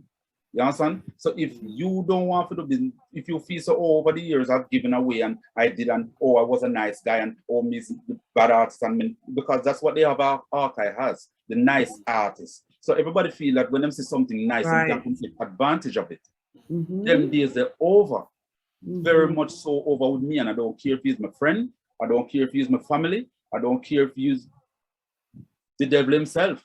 You have to come talk to me in a way where me see myself going to benefit from this, or me ever have something in my hand where me can say, okay, me can take this and do something for myself. If you're not going to talk to me, you can keep your rhythm, you can keep your money, keep your music. I don't want it, I'm not interested. You know, and that's just the point where I'm at this stage, you know? So, no, I mean, it's like a jump, you know, but I have to make mention, you know, that, you know, I mean, right now I'm working with Sly and Robbie, you know, I mean, Robbie has passed away, God rest his soul, but I mean, I've been working with them over the years. It's just, as I said before, some of the time we as artists, we don't stick. We record for Danny Brown, we record for the man, and we record, but we don't stick at them, we just record for them and move on, you know, because everybody have them like a home where them stay, you know. Main Street was my little camp, so where them record for Dave Kelly or Stone Love or Bobby Digital Array. I never really sit down there. It's not a place where me there every day. I just went to record for them. You probably pass through, bless them up. But some ministry at your home where people can find you. You're there every day. So it was something like that. I used to be in other places, so I never really stopped and said, boy, me a par with slide them and stuff until just a couple of years, probably about 7-8 years now, and think I actually, because that song that you played, the OI, that song was recorded for, is really a taxi song. And when I did that song, I did it and I wasn't in the camp at the time. I just recorded for them and I left, So it was that kind of vibe. But Sly, I must say, is one of the producers that I can say, Sly is a me guy like me, so we really gel. And I realized that him have the same kind of, vibe like me in the sense of, looking out for people. Sly, broke bread, as we would say nowadays in a dancehall term. You broke bread. So, feel some boy, you will collect the whole of money and you're one alone. You break with the people around you, make it happen, the engineer, you give them a percentage of stuff. We sit down and we talk about these things where no other producer never really sit down and talk to me about. Well, we're gonna come to Sly and Robbie, but I want to finish up totally with Danny Brownie. Yeah. Yes. Why did mainstream come to an end? Well, the only thing I can say straightforward is that Danny Brownie told us to get the calling, and I guess that calling was that, the Lord reach out to him or whatever, however it is, or however it happened, and him just decide, say, yo, a Christian, me I turn Christian. You understand? I remembered at the time at Main Street, my career was like on a coming up now to be, because even when I was at Main Street, I didn't thought I was a big artist, I just knew I was someone in a very popular camp, because what I know as an artist that when you use a top artist, people book you, them ask you, and them want you, and them willing to pay you whatever management arrange for PR, whatever you get up and decide, so boy, this me want, because you have artists who do these things. A manager will say, yo, someone call me for a show for you, and him willing to, just for argument's sake, him willing to give you $5. Artist say, no, who? $10 I want. You understand? So it depends on the demand you can, when you have a certain level of demand in the music business, you can talk the talk and walk the walk. Even though at some point in my career I reached a stage where I had the demand, I didn't stand up and take the initiative and make the demand. I allow management to make the demand for me or make the whatever for me, and still never oversee if whatever they were getting from me was the truth or the whatever, because a man can write something on paper, on a contract and give you, show you this, but behind that one that will show you is something else. True. So you don't know these things. Right. And they sit down and laugh with you and talk with you and go on and jump off this and drink with you like that, but behind your back, them a snatcher you don't know. You see what I'm saying? So I was not person who really open up. If I give you a job to do, so to speak, Sharon, if you are my manager, them time I think say, the only reason you don't want to be my manager, that's what I was thinking. So naive that you had my interests best in heart. So if you come to me with something, it would be what you really say it is, and that is really the truth and stuff. But some of the time, you don't have no idea if that is true. You don't have no idea if what them bringing to you is whatever. You're just working because, me trust Sharon and Ray. So anything Sharon says, me work with and Ray. And sometimes we can be like that at times, but you have to really rise above that sometimes and say, hello, me need to see this, and me need to know this, and me need to get all the content, me need to know the content, or anything, anybody I talk to, and whatever them email to you, please CC to me too.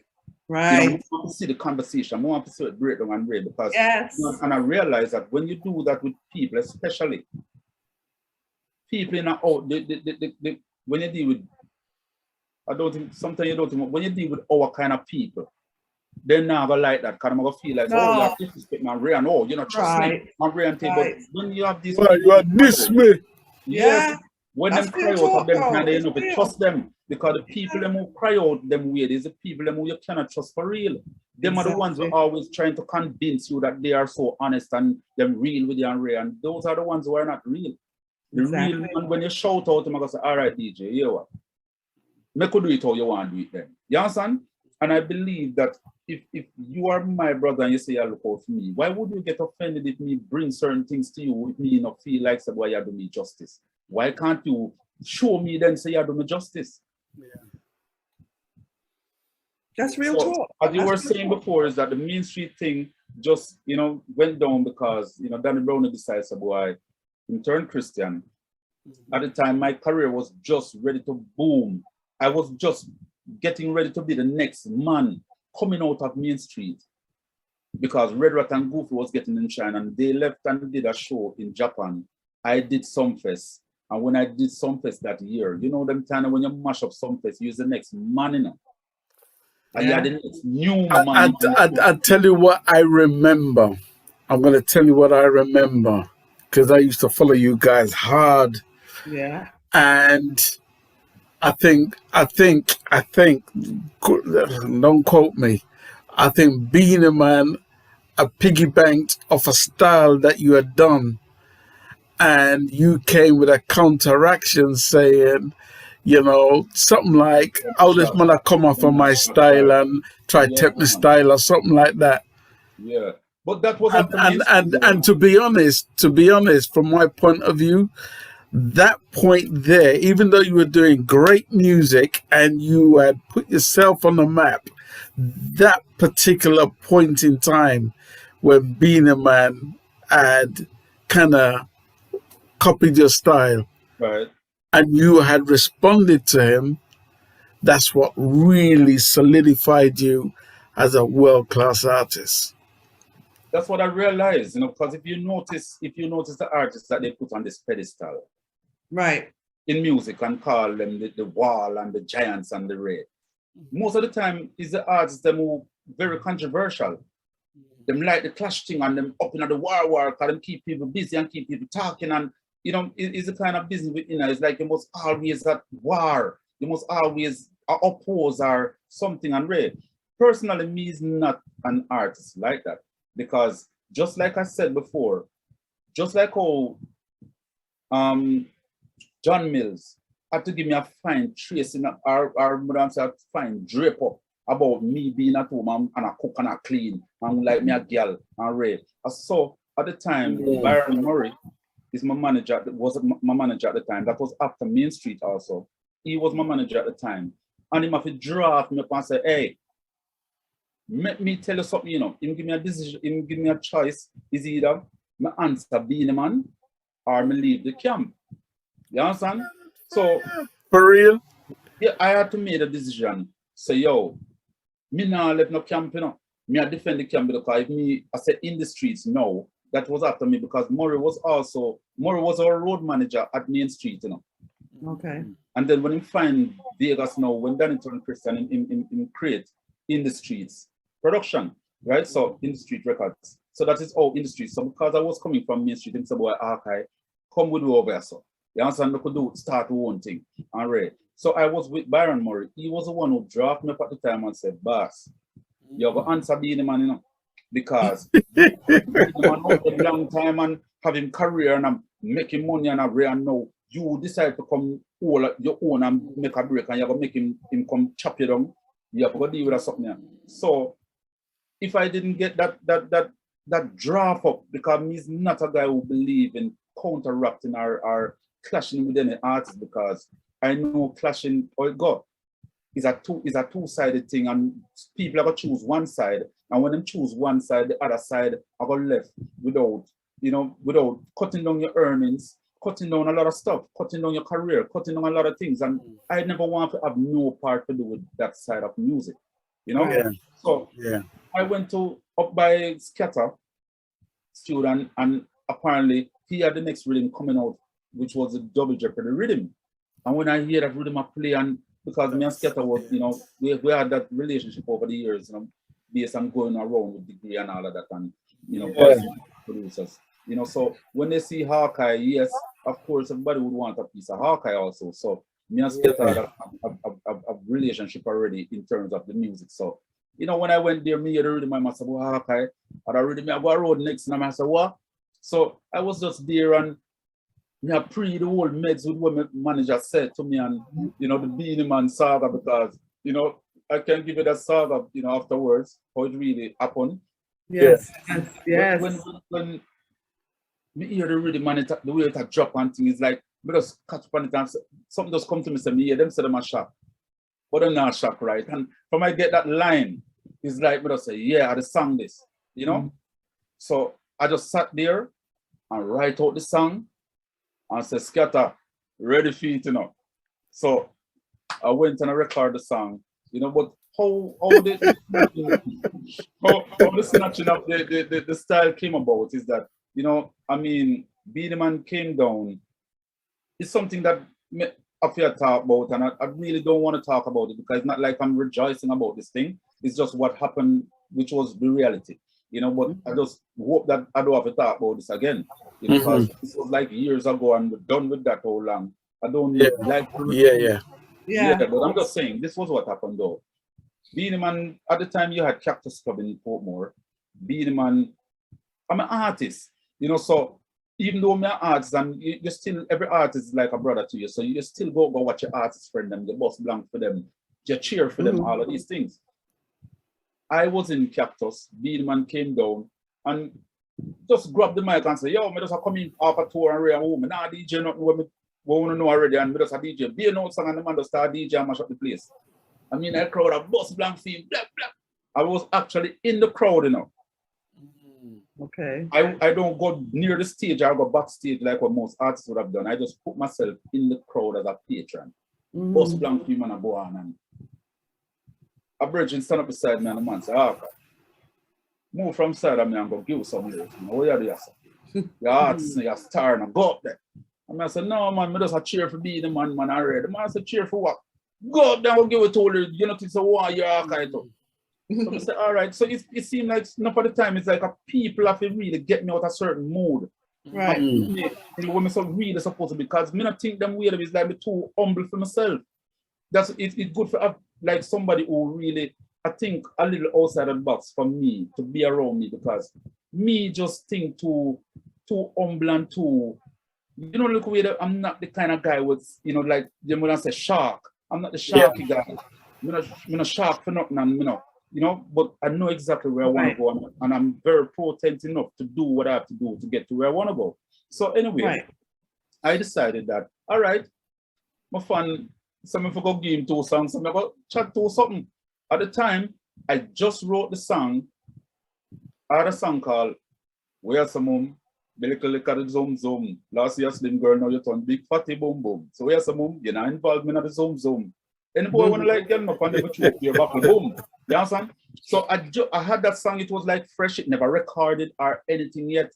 So to Beanie Man attack fresh, I'm go up on stage, you know, Beanie Man see me and him say, yeah man, I'll carry this real taste. So I say, all right, boom. And give me the mic. So I say, Beanie Man, me you say you come off a tour and you're not nothing what people know already. You be a fresh thing I do. Well, me have a chat something fresh. I say, people know I'm chat something new want. Them say, yes.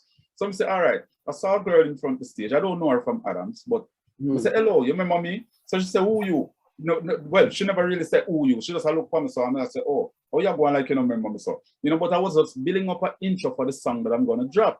Right. Some say people, you supposed to go like say she don't know me. When I met this girl, she was like, you know, I put up my finger like this and say she was skinny like this, you know. And two, she get big and round and now she go like she don't know me. I said, people know why you me have to say to her. And them say, yes. Some go say, where's some mum? Make a little of the zoom zoom. I say, yes, slim girl, now you turn big fatty boom boom. Yeah, the club does come up and from. You whole tear off. You know, see, so Beanie Man grab the mic from me at the same time and say, where I say atas? Bend over and give me a suckers. Ding dang bam bam boom bam and 2 steam fish and crackers. And we mash up at the place. You know, so you know the words. So it was like a great moment, you know, with us a flip, rhyme and thing. And so when I came off stage and you know the whole thing done and I was leaving, somebody whispered and said, okay, your style gone, you know. But I thought he was telling me that the style when me just chat bad, that have a bus. I didn't know that until 2 weeks after that, I heard Beanie Man, in a song with the same style. The one that he did about the baller. Me can't take that bus. Drive baller, drive under and crash. No bus. Whatever. I said, that man a body. That's what I really said to myself. I said, oh, Beenie Man, but at the end of the day, I wasn't going to say anything to him. I wasn't going to do no song, nothing. So if my manager now never draft me up and say, hello, it's either you're in this camp or you're out of the camp. Choose one. So me decide to me in, you know. So the fact that me decide to me in, I had to go and do something about it. So I just did that song. And from I did the song, it was like on the radio, the disc jockey them have this me and Beenie Man. Me hear them say them a shop, oh, me can't take that bus. Oh, you have speed so man, acting so greedy man. Drive baller, drive on the I saw the man them have this. Hello, that was a moment in my career. God knows. Yes. It was a moment, you know, but boy, I realized that, you know, these are the things that really keep people busy and keep them active, you know, about your career and things that going on with you. And but it's the music, it's just music, it's business. You know, I have to play a little piece of that tune there because that tune is iconic. Yes. I have to play a little piece of it. Yes, yes, man. All right, hear it. Yeah, man. Them call up my name. Me never say nothing. Snatch a piece of my style. Me never say nothing. Food basket, them walking back so now. Me have to go say something. One wonder left I with nothing. Me hear them say them a shock, but them not shock right. Say them have the business lock, but them not lock it right. All my style them a chat, them not chat it right. Crowd of people, some DJ need to sit on right. I want them a cook up in a pot. Boy, them TV, man. That style me hear a chat. Low it up for me one. Oh, you so speedy, man. Acting so greedy, man. You know, see the man a go like say I'm the poor and the needy one. Some boy a go like them alone who eat up the whole of the food. Jump on them style and pattern now. You know, see them a get me rude. Call up my name all the while. I never answer the door. My food basket, them one box way. You know, so them wicked and cruel. Pull it up again, pull it up again, pull it up again. Okay, I wonder the people them a listen where you say, you know. I wonder. Yeah, man. Them call up my name. Me never say nothing. Snatch a piece of my style. Ranking and where I say, Dan Blaze, where I say. Me have to go say something. One wonder left I with none. Me hear them say them a shock, but them not shock right. Say them have the business lock, but them not lock it right. All my style them a chat, them not chat it right. Crowd of people done DJ need to sit on right. I want them a cook up in a pot. Boy, them TV, man. That style me hear a chat. Low it up for me one. Oh, you so speedy, man.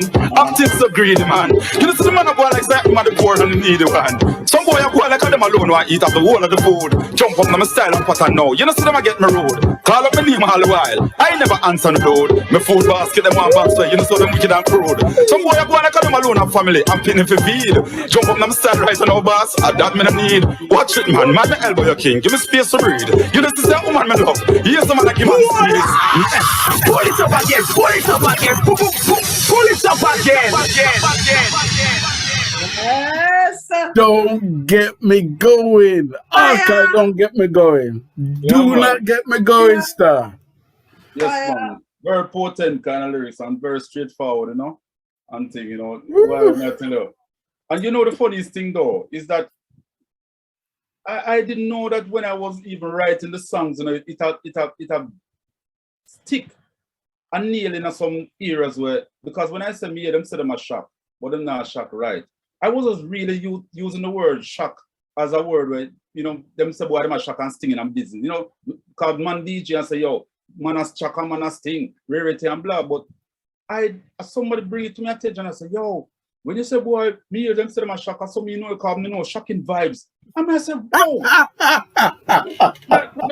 I wasn't even, honestly, I wasn't even praying that really one was real. For real. Remember to say it was from shocking vibes. Real talk. And I said, me hear them say them a shock. People just say, yo, you know, it's a shocking vibes, artists in my talk. And God, I'm only trying to show you how powerful words are when you say them. Yeah. People take them, you know, but you see, this is one of the reasons why I do not clash. I realize you know, I just realize some everything, and if I say it, people too are gonna get mashed. You know, so I try don't even go there. And this is one of the songs that will really teach me that, because I was just doing it out of fun. So me go just make him know, say, yo, King. Because it's like a reason, you know, it's basically a reason. Me say, oh, you so speedy, man, oh, you move so like you are this, you know, me just say, oh, you're going like say you need it. You don't need it. You know, oh, you're going like you can't eat all the whole of the food. So when you jump in my thing, no rude boy, you get me rude. You know, you call up my name and I never answer nobody and rant here, but my basket now, you want to go back to my food basket. That's not nice, man. I basically reason me a reason. So I don't see how me a reason with a man and it really cuts so deep.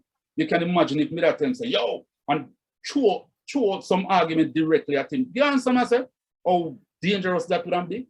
You know what it was? It was the flow. Nobody had heard a flow like that before. Now, don't get me wrong. There was a guy called Mad Andrew who had a similar style, but his style wasn't as poignant as your style. His style was much more slower, but your style came with a fastness, swiftness, a style that had never been heard before, and that's what did it. Yeah, man. That's my style of the day. So, you know, to me in particular. Yeah, it was my style at the time, you know. So I was just using it to get up, and I realized that with the style no cure fast, I really my go.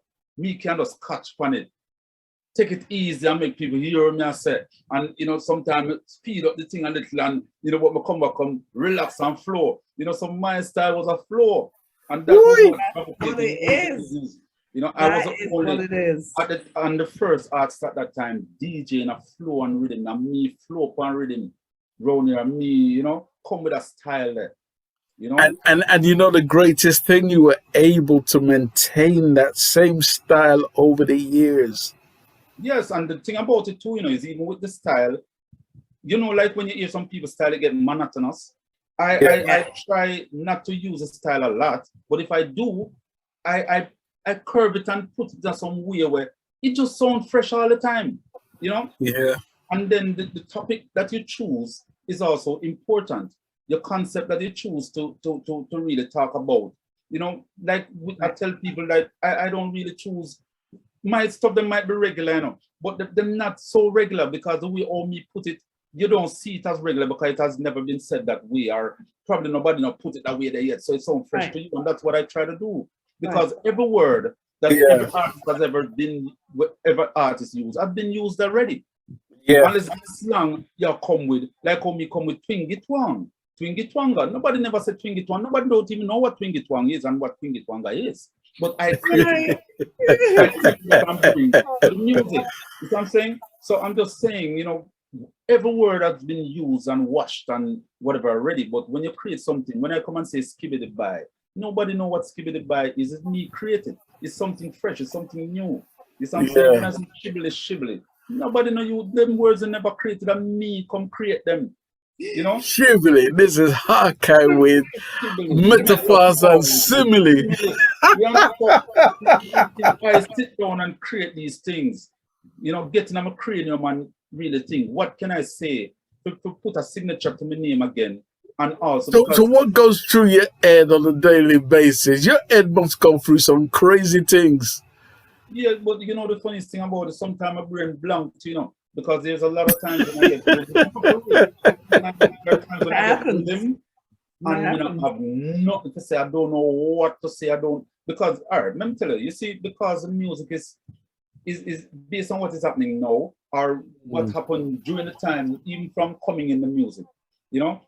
So many things, so many songs, so many artists, so many men are do good, so many, and then when you have the mixture now where at some point you say, boy, I don't know what go on the music, and when you listen to them, so it leaves you want to know, what can I sing, what can I DJ to really make an impact based on what is happening now, you know, and I've always really tell myself that, you know, in order to be new and to have an impact, you African impact something that is already out there. When you put out your thing, it's like people go and turn and ears. I remember when I was at Main Street, as we have said to you, you know, that this lesson coming different. It depends on how people interpret things being taught. We learn a lot from Danny Brown. If I tell you I don't learn a lot from that, I did. Main Street was one of my best in terms of family oriented kind of thing in music, was at Main Street. We all live like family. We and Danny Brown were like brothers and stuff like that. But I'm just saying, during that time, me never did think about business, period. I was just thinking about the love and the music and the gelness with the guys and the vibe and me run up, me just take the initiative anytime. If you put me out in the middle of the field to deal with it, me just deal with it and bring over the crew and hype up the thing. And that was just me. I was just doing music and love music, and I think I did it so well that we just want to show people, say, yo, see me here, we can do it. So it was that. But I remember when you bring a song to Danny Brown, what Danny Brown used to tell us was, your song better than Shabarang's song right now at the moment. So when you look at a new artist who is trying to get a break, and you're going to ask him, at the time, Shabarang's Ting-a-ling-a-ling song was the hottest song. You remember when that song dropped? Yeah. Ting-a-ling-a-ling, ring, 2 and 5 feet on the booyaka, booyaka. Hello. That was a song of the moment. How are you going to tell a young artist, if the song we're going to record for you now, better than Ting-a-ling-a-ling? Say it's like indirectly you tell them and say, yo, go on side. So these were the kind of lessons that we get from Danny Brown. So because of that, it helps us to dig deep in ourselves and come hard. You have to come good. So as I say, we are coming from the university where you have to bad for boss as an artist. That's why even up to this day, I've never felt any way about anybody who get a break in music, whether they matter have good lyrics or good lyrics not.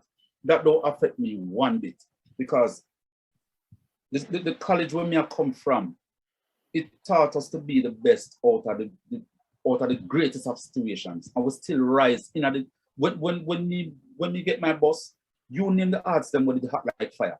The Bounty Killers, the Beanie Man, the Spragga Benz, them, the Capleton. Oh my God! You remember when Capleton fire thing get with that every station you go, the whole place have be a fire in there.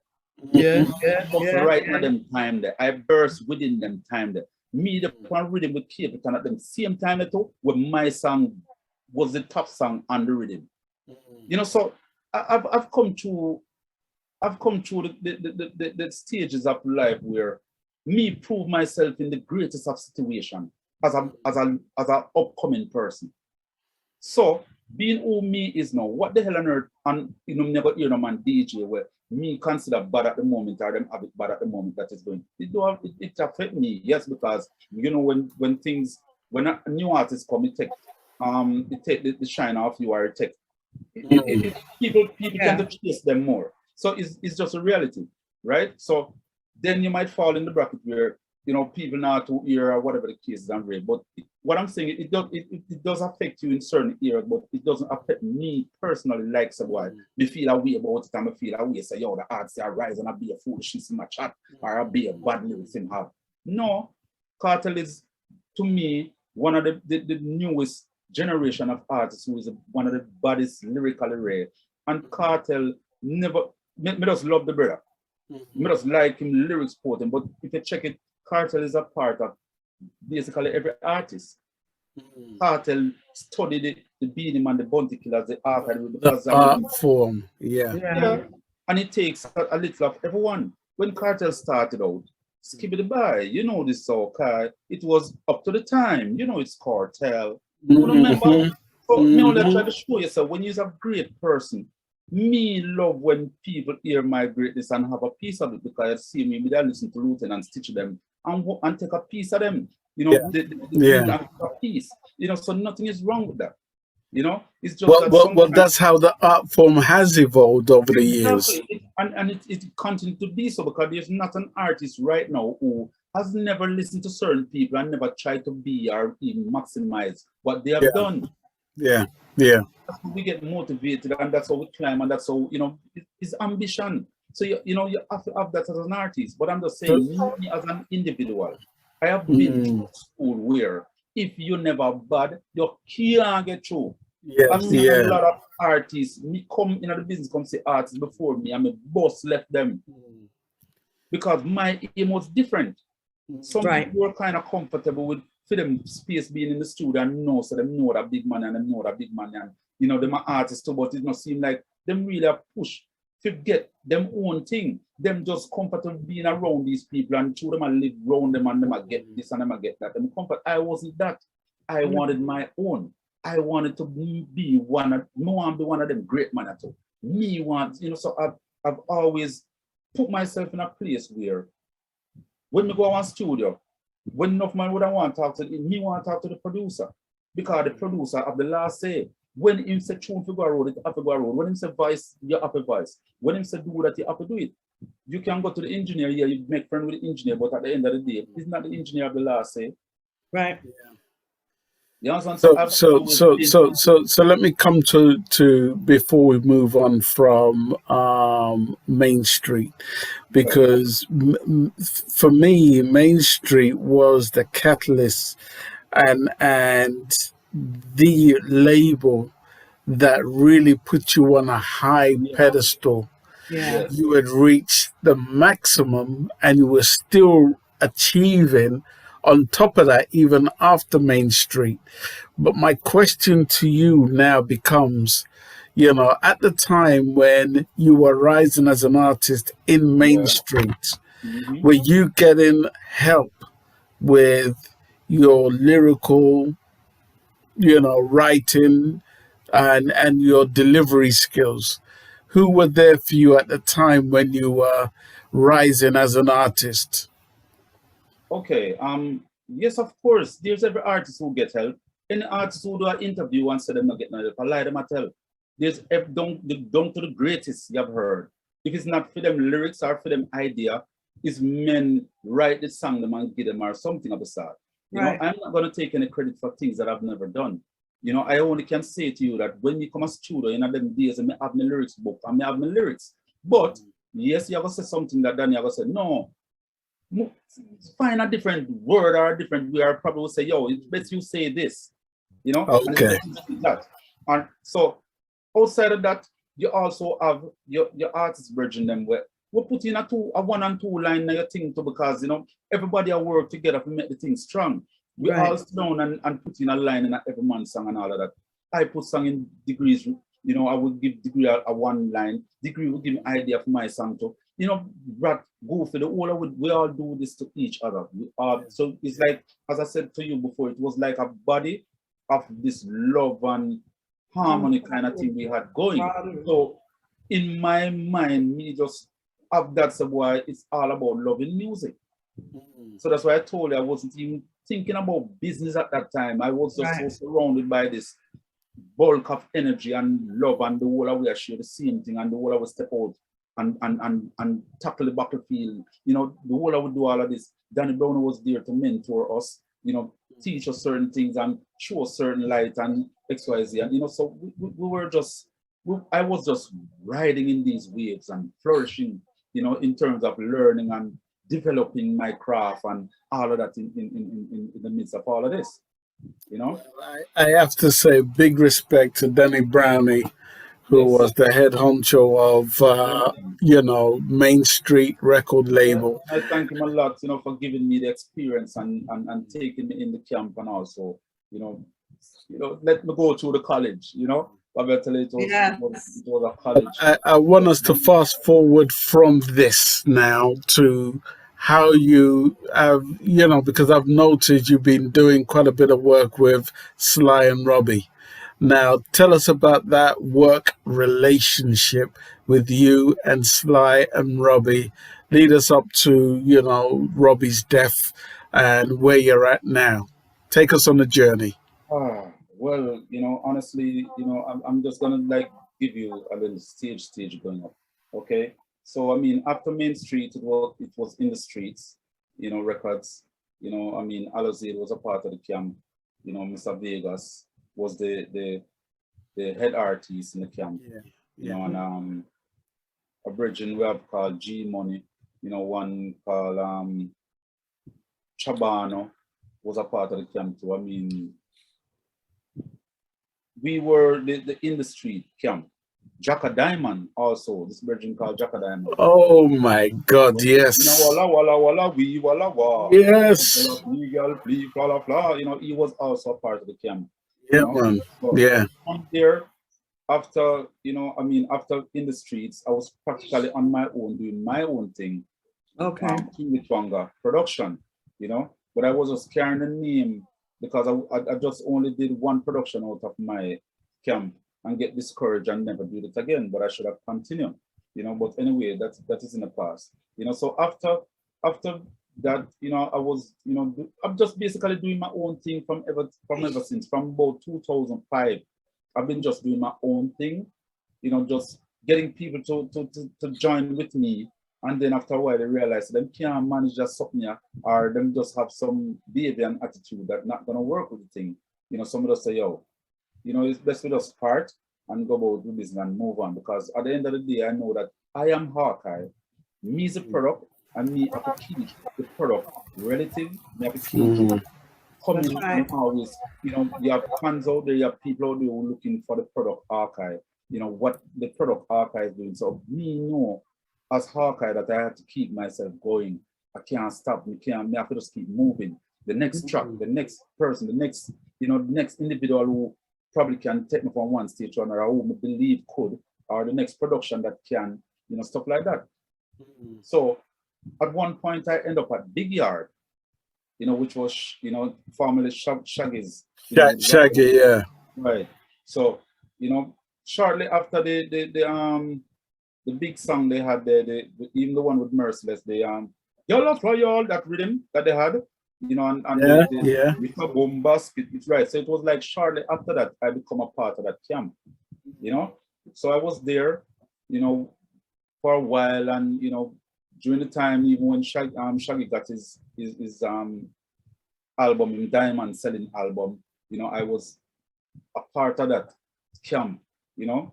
However, there's a lot of things that Hawkeye has done in music that a lot of people don't even know, but it's there, you know, because being at Robert Livingston there at Big Yard, I also got a song from Robert that is in a movie as a soundtrack, you know, the song Bad Long Time. You understand? So Long Time. That song is a soundtrack in the Shutters movie, and I'm talking about the new version that the Sony Records are one of them licensing the movie and so, you know, and it's after that now, after leaving Big Yard, I wouldn't even want to say the reason why I leave Big Yard, but you know, I just knew that I had to make a move. So I made a move, and then from there I'm just at Sly now. You know? So being at Sly is another family, is another comfort home, you know, based on, you know, the way how Sly is. And you know, with Sly things sound different from everybody thing outside.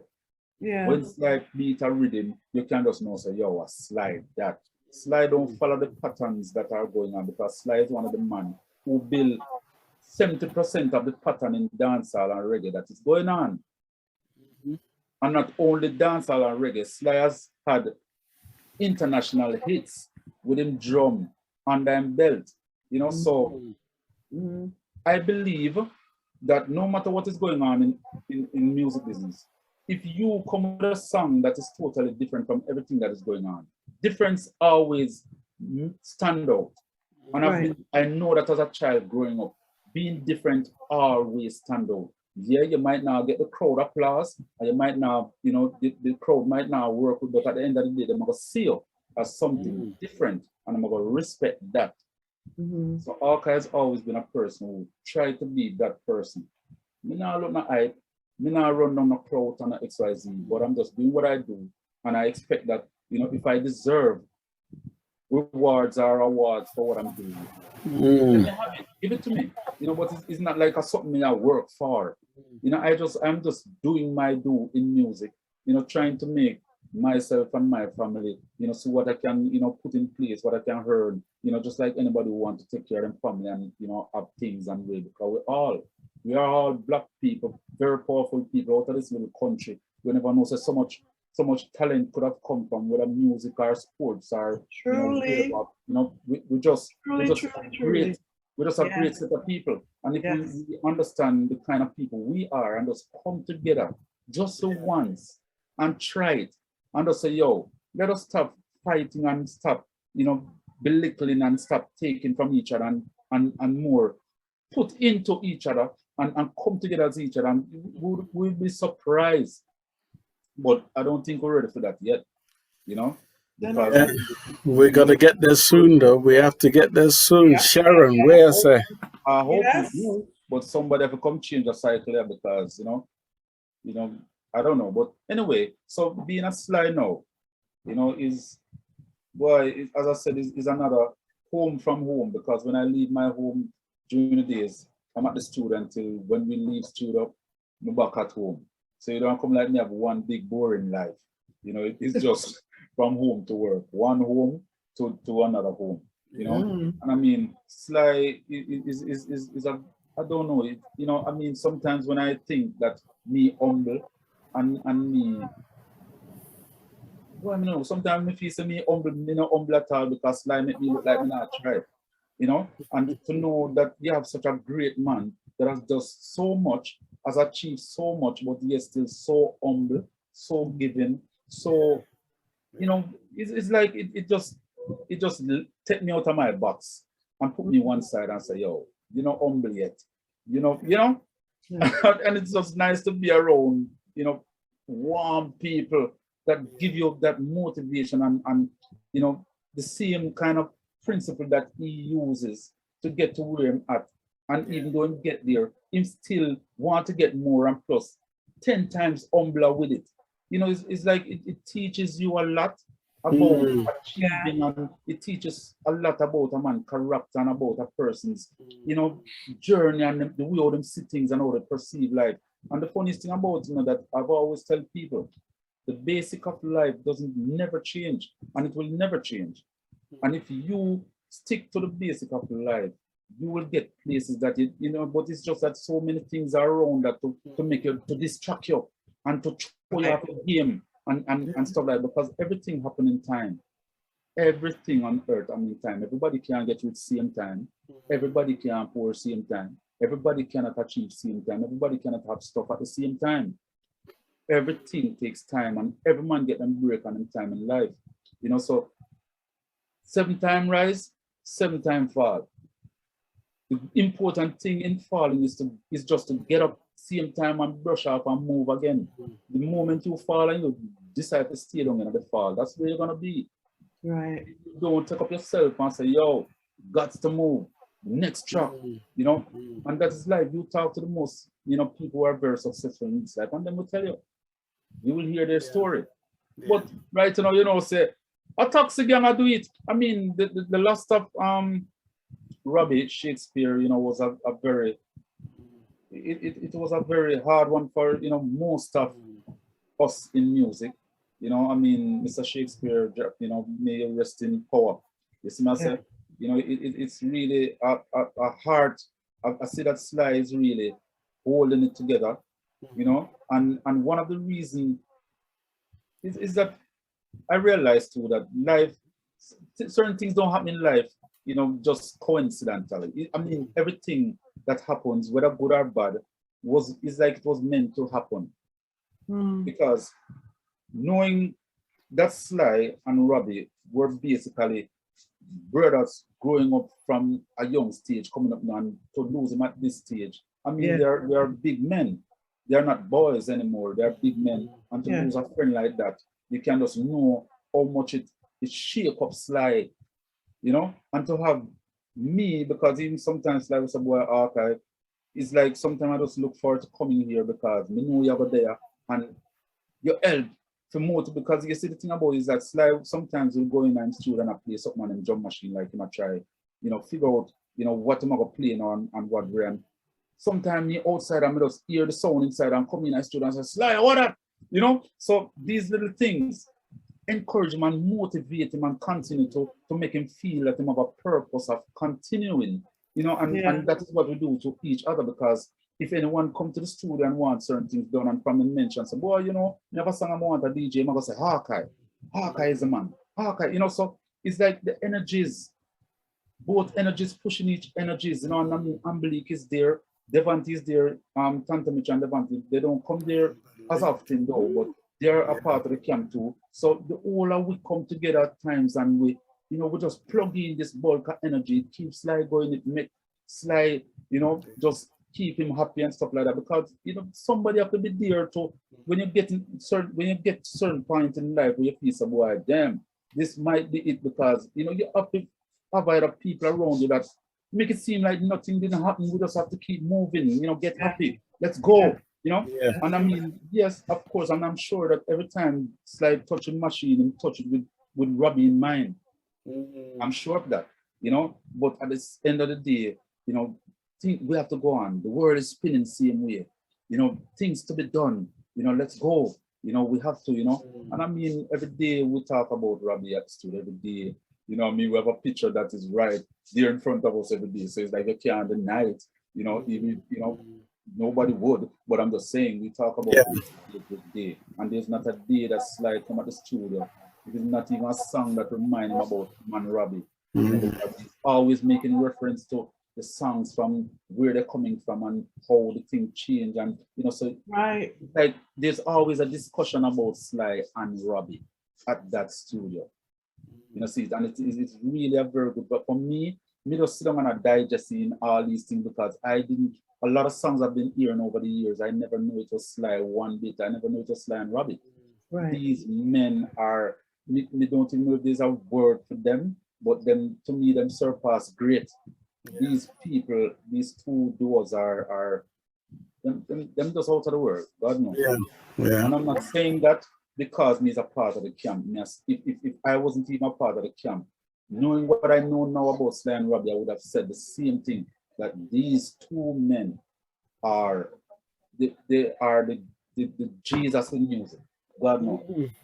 They did it, them overdid it, them do it, them did it, them overdid it, them all. No. They're still doing it. Yes, I'm still doing it. They are. And for me, it's a pleasure just being there. God knows, it's just a pleasure being around these beautiful people. You know, who them a ramp with?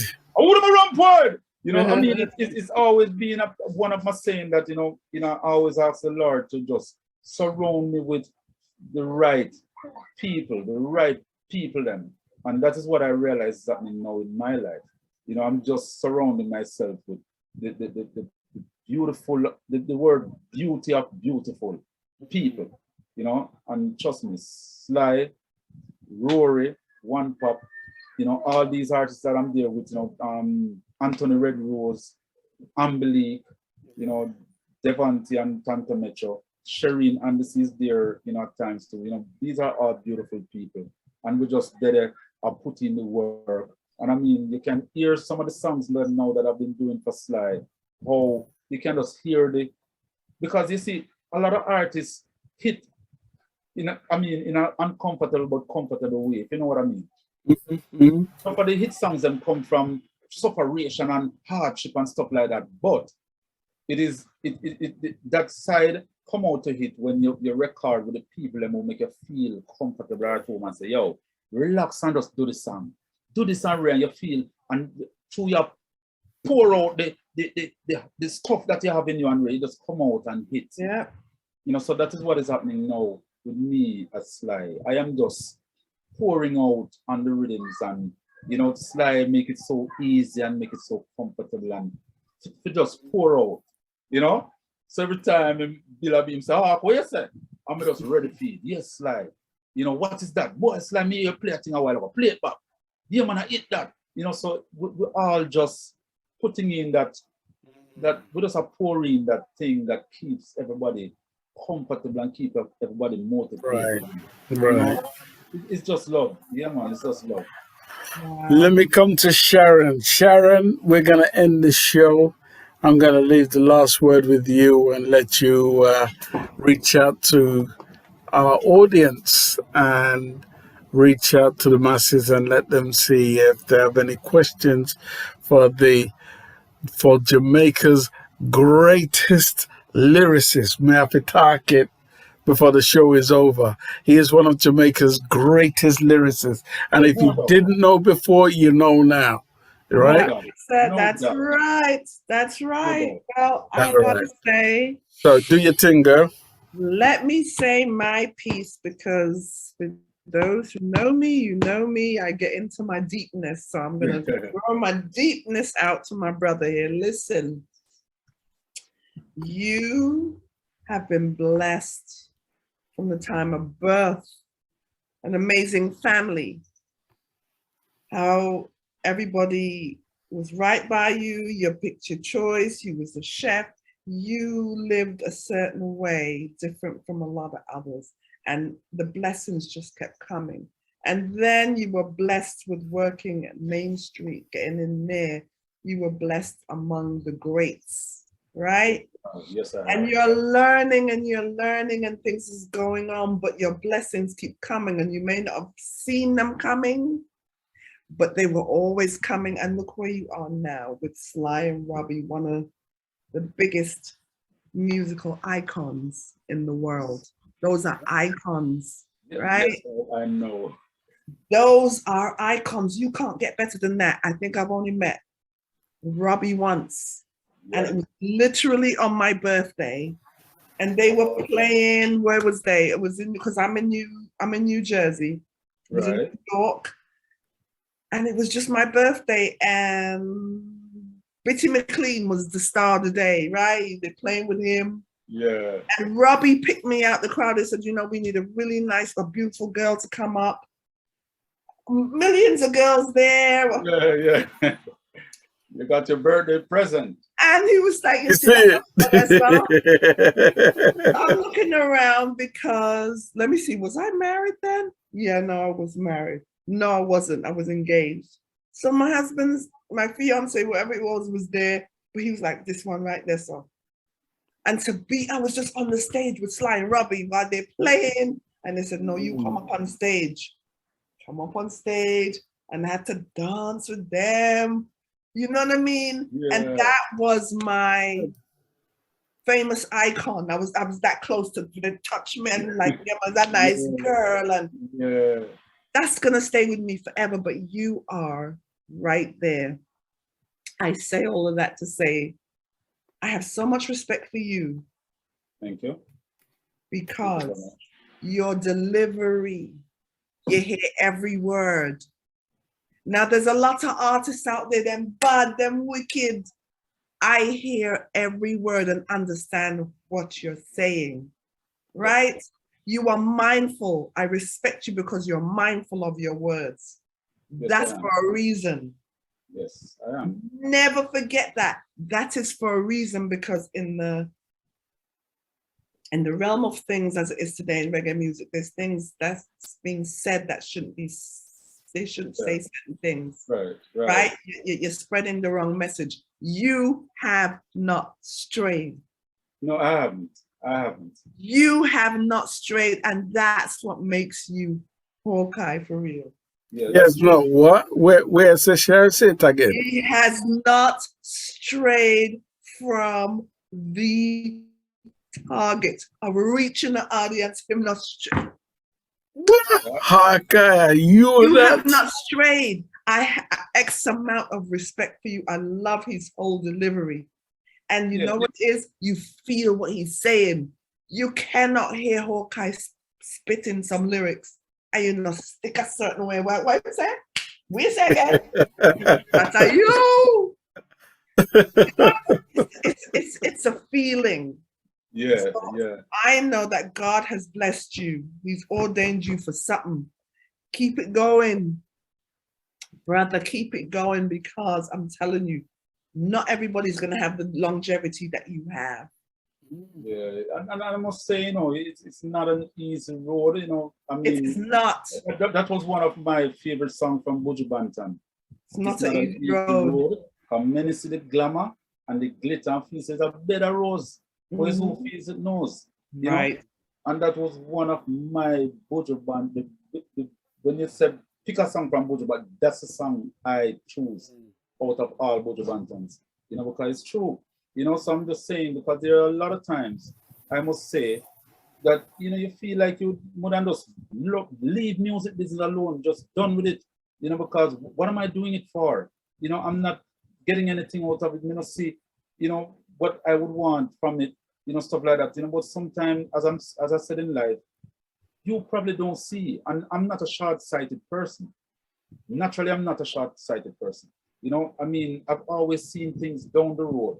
You know, when I do this now, how is it going to affect me later on, or who is it going to affect down the road? So, as I said, everything that you said is true about me, because I think about what I'm going to say before I even say it.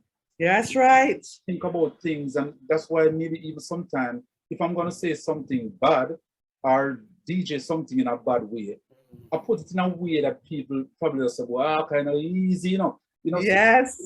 You turn it a way that people see a different light from it. And so, but because even when I heard, look how they have me as this gangster DJ. And I've never really DJ a gun song but say shoot a man array. But I will tell you, say, oh, them say them a shot at them side police and take fence. I put you in a movie seat, you know, like I put you in a movie state where you can see the movement. So me say me a bad man, but you still when me hear sorry, me I take the fence and me dash a man tool and me, you know, stop. I just make fun out of the reality and the truth that is happening. So sometimes you don't have to come out and say, yo boy, this me have a boss off in face real, and you know, I don't DJ them kind of song that, you know, because we have to also understand that, you know, is the word you put out there manifests and becomes to the flesh. You know, you might see it as entertainment, and you see it as, and I heard a lot of artists talking about, oh, music, no, you know, whatever them DJ don't affect people or don't like it, don't influence them. And it is such a blatant lie and one-sidedness, you know, to even say something like that. You know, because everything that you say affect people in different ways. It might be positive or it might be negative. So we also have to know that in our arena of entertaining and going on to get the bus blank them and the fire go up in the air and the whatever ray, we must also know that in the realms of that, you have to be careful what you say and how people are going to take what you said, because somebody's going to leave out there with something. A lot of times, a man might say, boy, you might ask some art, just like for argument's sake, when the song was done about, you know, man, you have enough girl in a bungalow or whatever the case is. You know, people will take it on and say, boy, some people might have me as an artist who say, boy, you know, I just lyrics and stuff are see that way. But other people are going to feel, say, yo, if you have enough girl for true, or what for us do. So, you know, I'm just saying that sometimes we can say things in an entertainment way, but if you put it a certain way, people will more see it as entertainment, even though they know that this is possible or it probably happen. Yeah. It's not everything that is happening you have to come true, say, I saw it ago, and I saw it, you know, sometimes you have to even know, so I saw it ago, but you take it and put it in a different way that people see it as, oh, well, I like, sure, I like this, and them can dance it, and them can, you know, laugh to it, you know, so I've always been mindful of things I say. And I've never changed my course saying things because I want to hype or because I say this I go on now, me run go jump on the wagon. He's not a wagonist. He's a creator, and people who create can never die as long as they keep your creative juices flowing. Amen, brother. That's nice. You cannot be erased. Exactly. No cannot erase unless them erase themselves. That's right. And I can tell you that nobody can erase Hawkeye out of music. And me have to erase myself because me different from every man in music. I try to sound different. I've never heard a man with my voice out there. I've never heard people try DJ my style and then try perfect or perfect them way, but them still don't sound like Hawkeye. When me, if you put the singer or DJ in front of me, when me hold the mic, I say, damn, this sound like, it's like when you buy parts put for your car and when you get the genuine parts, you feel the difference. That is what you get when you hear Hawkeye, hold a mic. You hear the originality, you hear the real core and cut of the thing and what this is coming from. You understand? So, absolutely. That's right. Okay, the lyrical done. The lyrical done. I'm see everything I said. I always see way past the individual, and you are that person. It has been. Thank you. And these people, you know, like you, really motivates me, you know, every day because I tell you, see, because I'm not a person who always, you will never find Hawkeye in a bundle of people, meaning have an entourage or have this, unless we reach a certain level in my life where it's necessary when I come on stage and stuff for a way. But on a norm, like we have some artists who power with a whole heap of people and have this whole heap of people around them. Me come like just a one-man army. just go about business alone. When you do see me with a company, it's probably just 1 out of a million year. You know, you might see me at par with somebody else. Not that I don't par with people. When I go to the studio now, I'm around a body of people. But I'm just saying, I'm not a person who move around with people who motivate me every day. And, you know, so it's something that me, I have to motivate myself every day. Me have to keep myself conscious every day. Me have to remind myself of what I'm up against every day. Me have to, you know, like I was talking to some guy the other day and I said, yo, you see me kind of rate myself outside of rating myself. And I'm not just talking about Hawkeye, I'm talking about as an individual. As an individual. From the born, me know it's just some mistake. Yeah. Nobody can get me moved because of what is happening or what the, you know, because of the crowd I move so never move got it, and you know, because this is what is happening, I'm gonna join. I've never been like that, and I've never feel any way about it, like me get me left out or anything like that. I've never, and I've always sometimes used my story about even my eyes. Is the other day I was telling somebody that when I was a child, my mother used to have me going to the clinic to test my eye every month. Yeah. No, I am seeing out of my eyes perfectly. Why would I want to change it? So if my eyes are even cast or a little deflected or whatever, however you want to call it, you know, why would you want to trouble something that not trouble you? It'll work, right?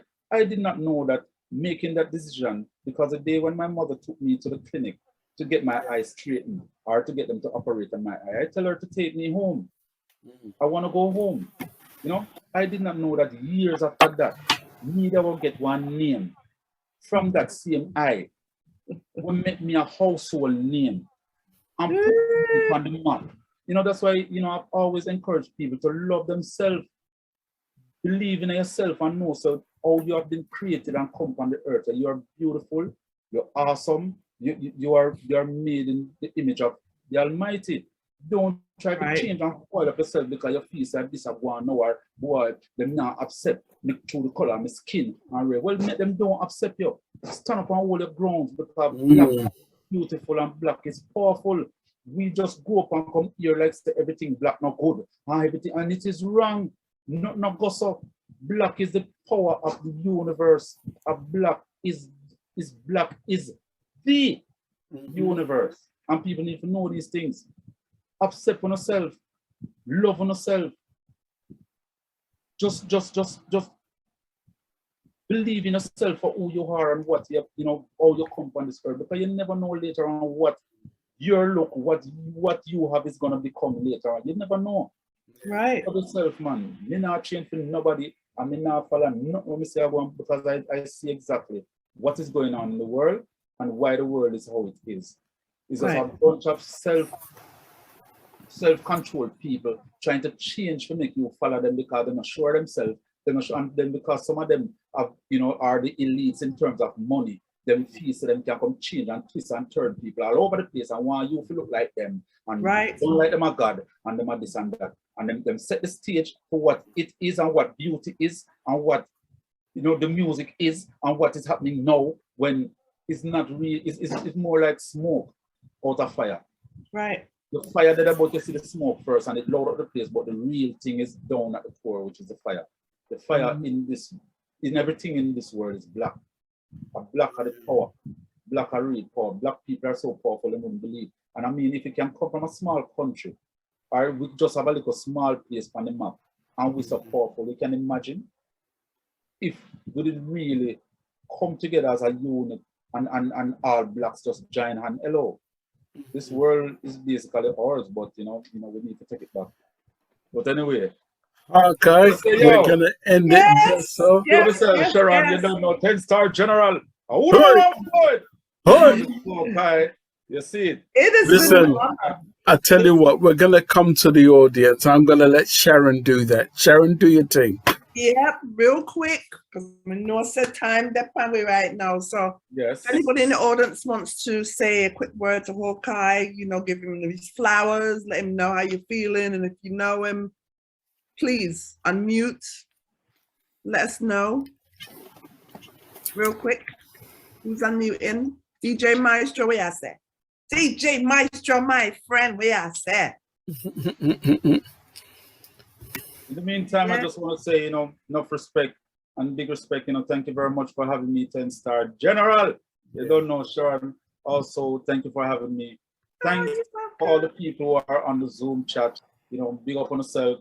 This is Hawkeye, none other than Christopher Smith, aka Skibbity by Hawkeye, or who them around boy. Here I talk, I make them know say, I'm here still putting out works, have a lot of things coming out, for Sly, working on Sly call it a taxi showcase. Is really me tell him some want an album, but him say we should call it a showcase. So we're working on something. We have some new things coming. We keep having songs. I mean, who them a ramp with is out there. You can go on my YouTube channel at Hawkeye Dancehall. It's HAWKEYEDANCEHALL. Please to go and subscribe.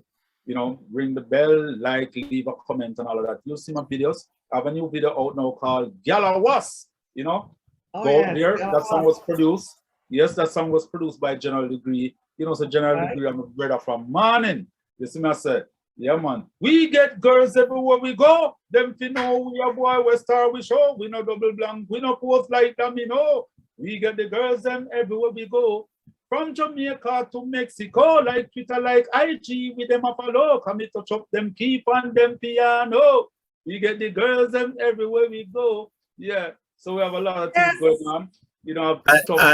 I have a question from DJ Maestro. He's written it in the chat room, and his first question is, does Hawkeye still prefer cooking or DJing? That's his first question. Well, I'm so involved in music now that it take me over. It's coming like this virus, it take me over. I mean, I used to cook like every weekend at home. And I realized, from I came back from New York last year, November, I haven't done much cooking, So, I mean, it's something that I still do, something in the back of me, something that is in me, but it's like music just captivate my star. I just music star. I just music, Yeah, man. Okay. And his second question is, he says, do you still have many live shows with your old fellow DJs that you used to record with, I guess, for the mainstream camp? No, we haven't. The last show we did together was Montreal Reggae Festival. I think it was 2017 or 2016 or 2017. Montreal Reggae Festival. We did that one, the mainstream crew, but it was just me, Red Rat, General Degree. Right. No, me, Red Rat, Goofy, and General Degree. Right. It was just 4 of us. Right. That was on that show. So that's the last show we performed, as members of the Mean Street together. Right. That was the last show. I think it was in 2016, 2017, somewhere there. But it was a Montreal Reggae Festival. Yeah.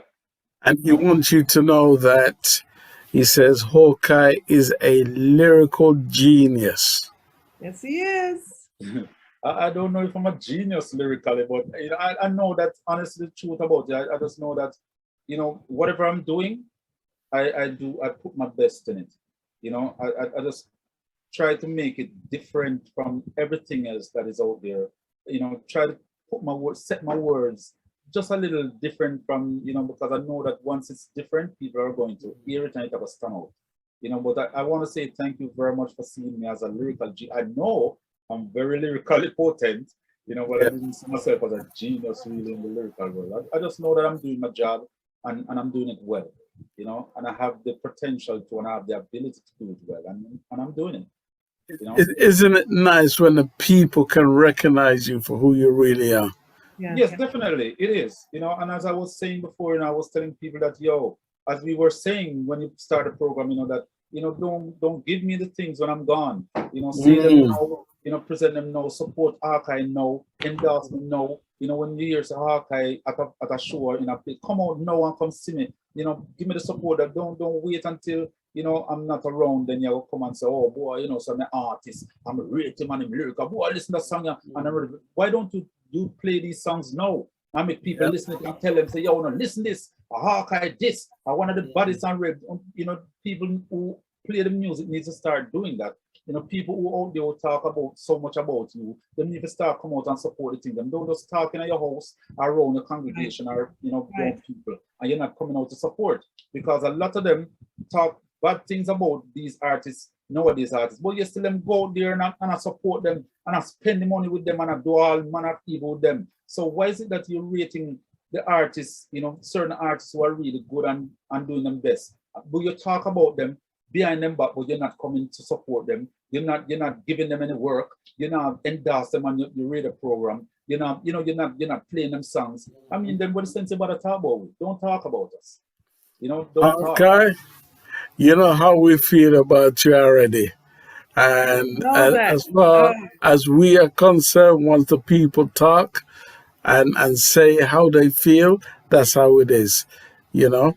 And as far as we're concerned, we want to thank you for your length of service, the work you've done, and what you're going to continue to do, you know what I mean? And we just want to honor you here today on our show. Thank you very much. And I just, you know, before we go or we part, it is good that I give out, you know, my social media, you know, and go for it. Definitely. Right. So, you know, as I mentioned before, my YouTube channel is Hawkeye Dancehall. Please, people, go over there and subscribe, support, leave a comment, you know, and all of that. You know, ring the bell so that whatever I do on YouTube or I put out, and you get, you know, you get it in your inbox and stuff, right? Also on Facebook, it's www.facebook.com/ and it's 2 accounts I have. I have the fan page, which is Hawkeye Music 1, the number 1 is my fan page on Facebook, Hawkeye Music 1, and then my regular page is Christopher Hawkeye Smith, right? On Twitter, you know, it's Hawkeye Reggae on Twitter. So I don't know, I have it on IG, which is Instagram. It is Christopher Hawkeye. My previous page was Hawkeye Music 1, but it was scammed away. So I'm just telling anybody that if you get a message from Hawkeye Music 1 on Instagram, it's not me. It's somebody trying to get up in the financial grill. So don't let them get a part of that. Just come over to Christopher Hawkeye on Instagram and you'll find me right there. You don't know, follow the arc. And for anybody who wants business with Hawkeye, anybody who wants to reach me, you know what I mean? You know, WhatsApp is a very, you know, rampant thing, is a very popular thing. You can get people on WhatsApp anywhere over in the world they are. You know, you can call Hawkeye or link me at 1-876-350-0748. I'll say that again, 1-876-350-0748. Link me for the tune, link me for dub plate, link me for business, link me for whatever. We can talk. And if it means that you have to talk to other people to get through, I'll put you on to the necessary people. I will just deal with what to deal with and call it a day. Who do I play with? Yo, you don't know. Do your thing, Hawkeye, do your thing. What them feel like, who do I run forward? Yeah, man, they are same way, man. And you know, we can't leave without, you know, juggle toward the song them and get the people, because you know the thing already. You see? Absolutely. Yes, sir. Absolutely. No, skip it by. This is all time I'm making a know, say. A crowd of people up your big theme, big theme, big theme. Boy, feeling wicked, but I in a dream. Officer, me still a big theme, big theme, big theme. No, man, no bad man, siren. Him mad off your big theme, big theme, big theme. Boy, feeling wicked, but I in a dream. Officer, me still a big theme, big theme, big theme. No, man, no bad man, siren. I wanna name. Move from against man. Go look some girl. Everywhere, man, they like me pants material. Move. You know, see me and a girl I embrace. When you stay upon her, you come here, look up in a man's face. Move from against man and go look, girl, rub your musty board, make you go on like a beer man you love. Move! Virginia, where you will go to, it's all about the girls and not you. Under that, arrest me up is a lock the handcuff. As long as a girl prison, you will lock me up. Arrest me, although jailhouse are hell, but I hear me if you fling me at the girl themselves. Arrest me, officer, chat me for lost, and the girl them hands and bash make me a crush. Arrest me, make the girls them come carel, cause you know man thing me nah dwell. How them to chat up in your face and them a hoo-ha-ha. Every day them dress up in the same hoo-ha. Come you see them here say she no wash her hoo-ha-ha. Ha-ha-ha, hoo. How them to chat up in your face and them a hoo-ha-ha. Every day them dress up in the same hoo-ha. Come you see them here say she no wash her hoo-ha-ha. Them can't stop me now.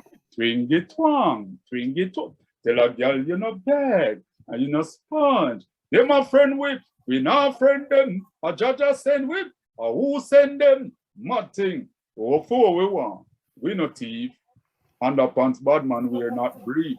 Mad. You don't know. 10 star. Sharon. Yes, yes. Yeah. Who am I ramp with? Right. I tell you what, Hawkeye, thank you for coming on the show. We're always going to bring you back to see what you're doing. God bless you always, brother. Pleasure every time. Pleasure. It was a pleasure being here, Thanks for having me. You don't know the whole of UK. Big up yourself. Mike is Solar, stay up. Rome 7, hold it up. You know the thing, but what's it? You don't know. I want to big up Sly, the great legend Sly drum bar. Yes, I want to big up Rory Baker, One Pop Music. Yes, I you don't know. Big up every time. I want to say big up to Anthony Red Rose. I want to big up General Degree. My great, good friend Chico.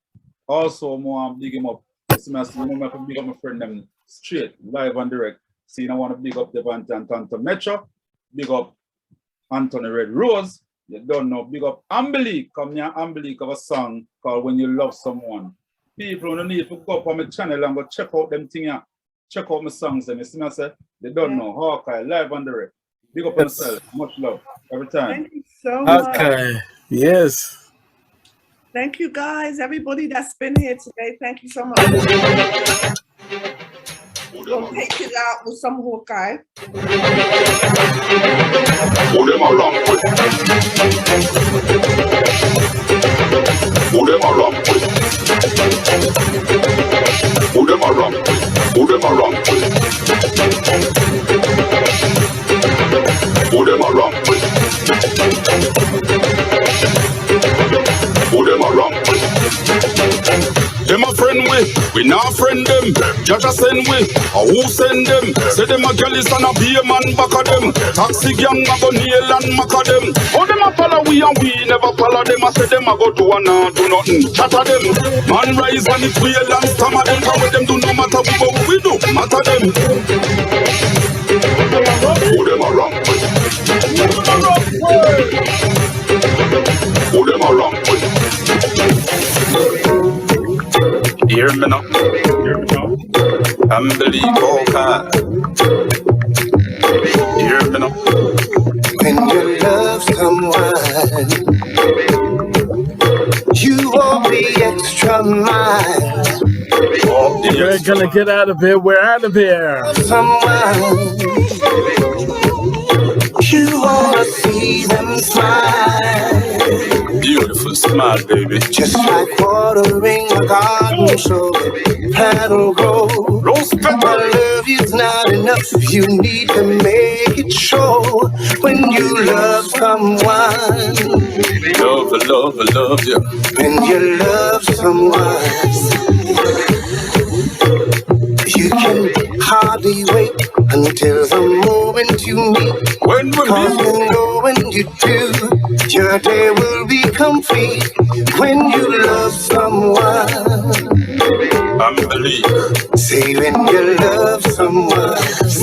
Big up Rankin and big up DJ Maestro and iPhone. Big up everybody that was in. Big up everyone who was in the building. Bless up yourself. We're out of here. You wanna see them smile. Baby girl, all I wanna do is to make you smile. Carry child, make face run off of you like the river Nile. You love in a bungle and pile, all kind of style. Number your dial, I'll give anything to the woman I love. Anything to you, my baby love.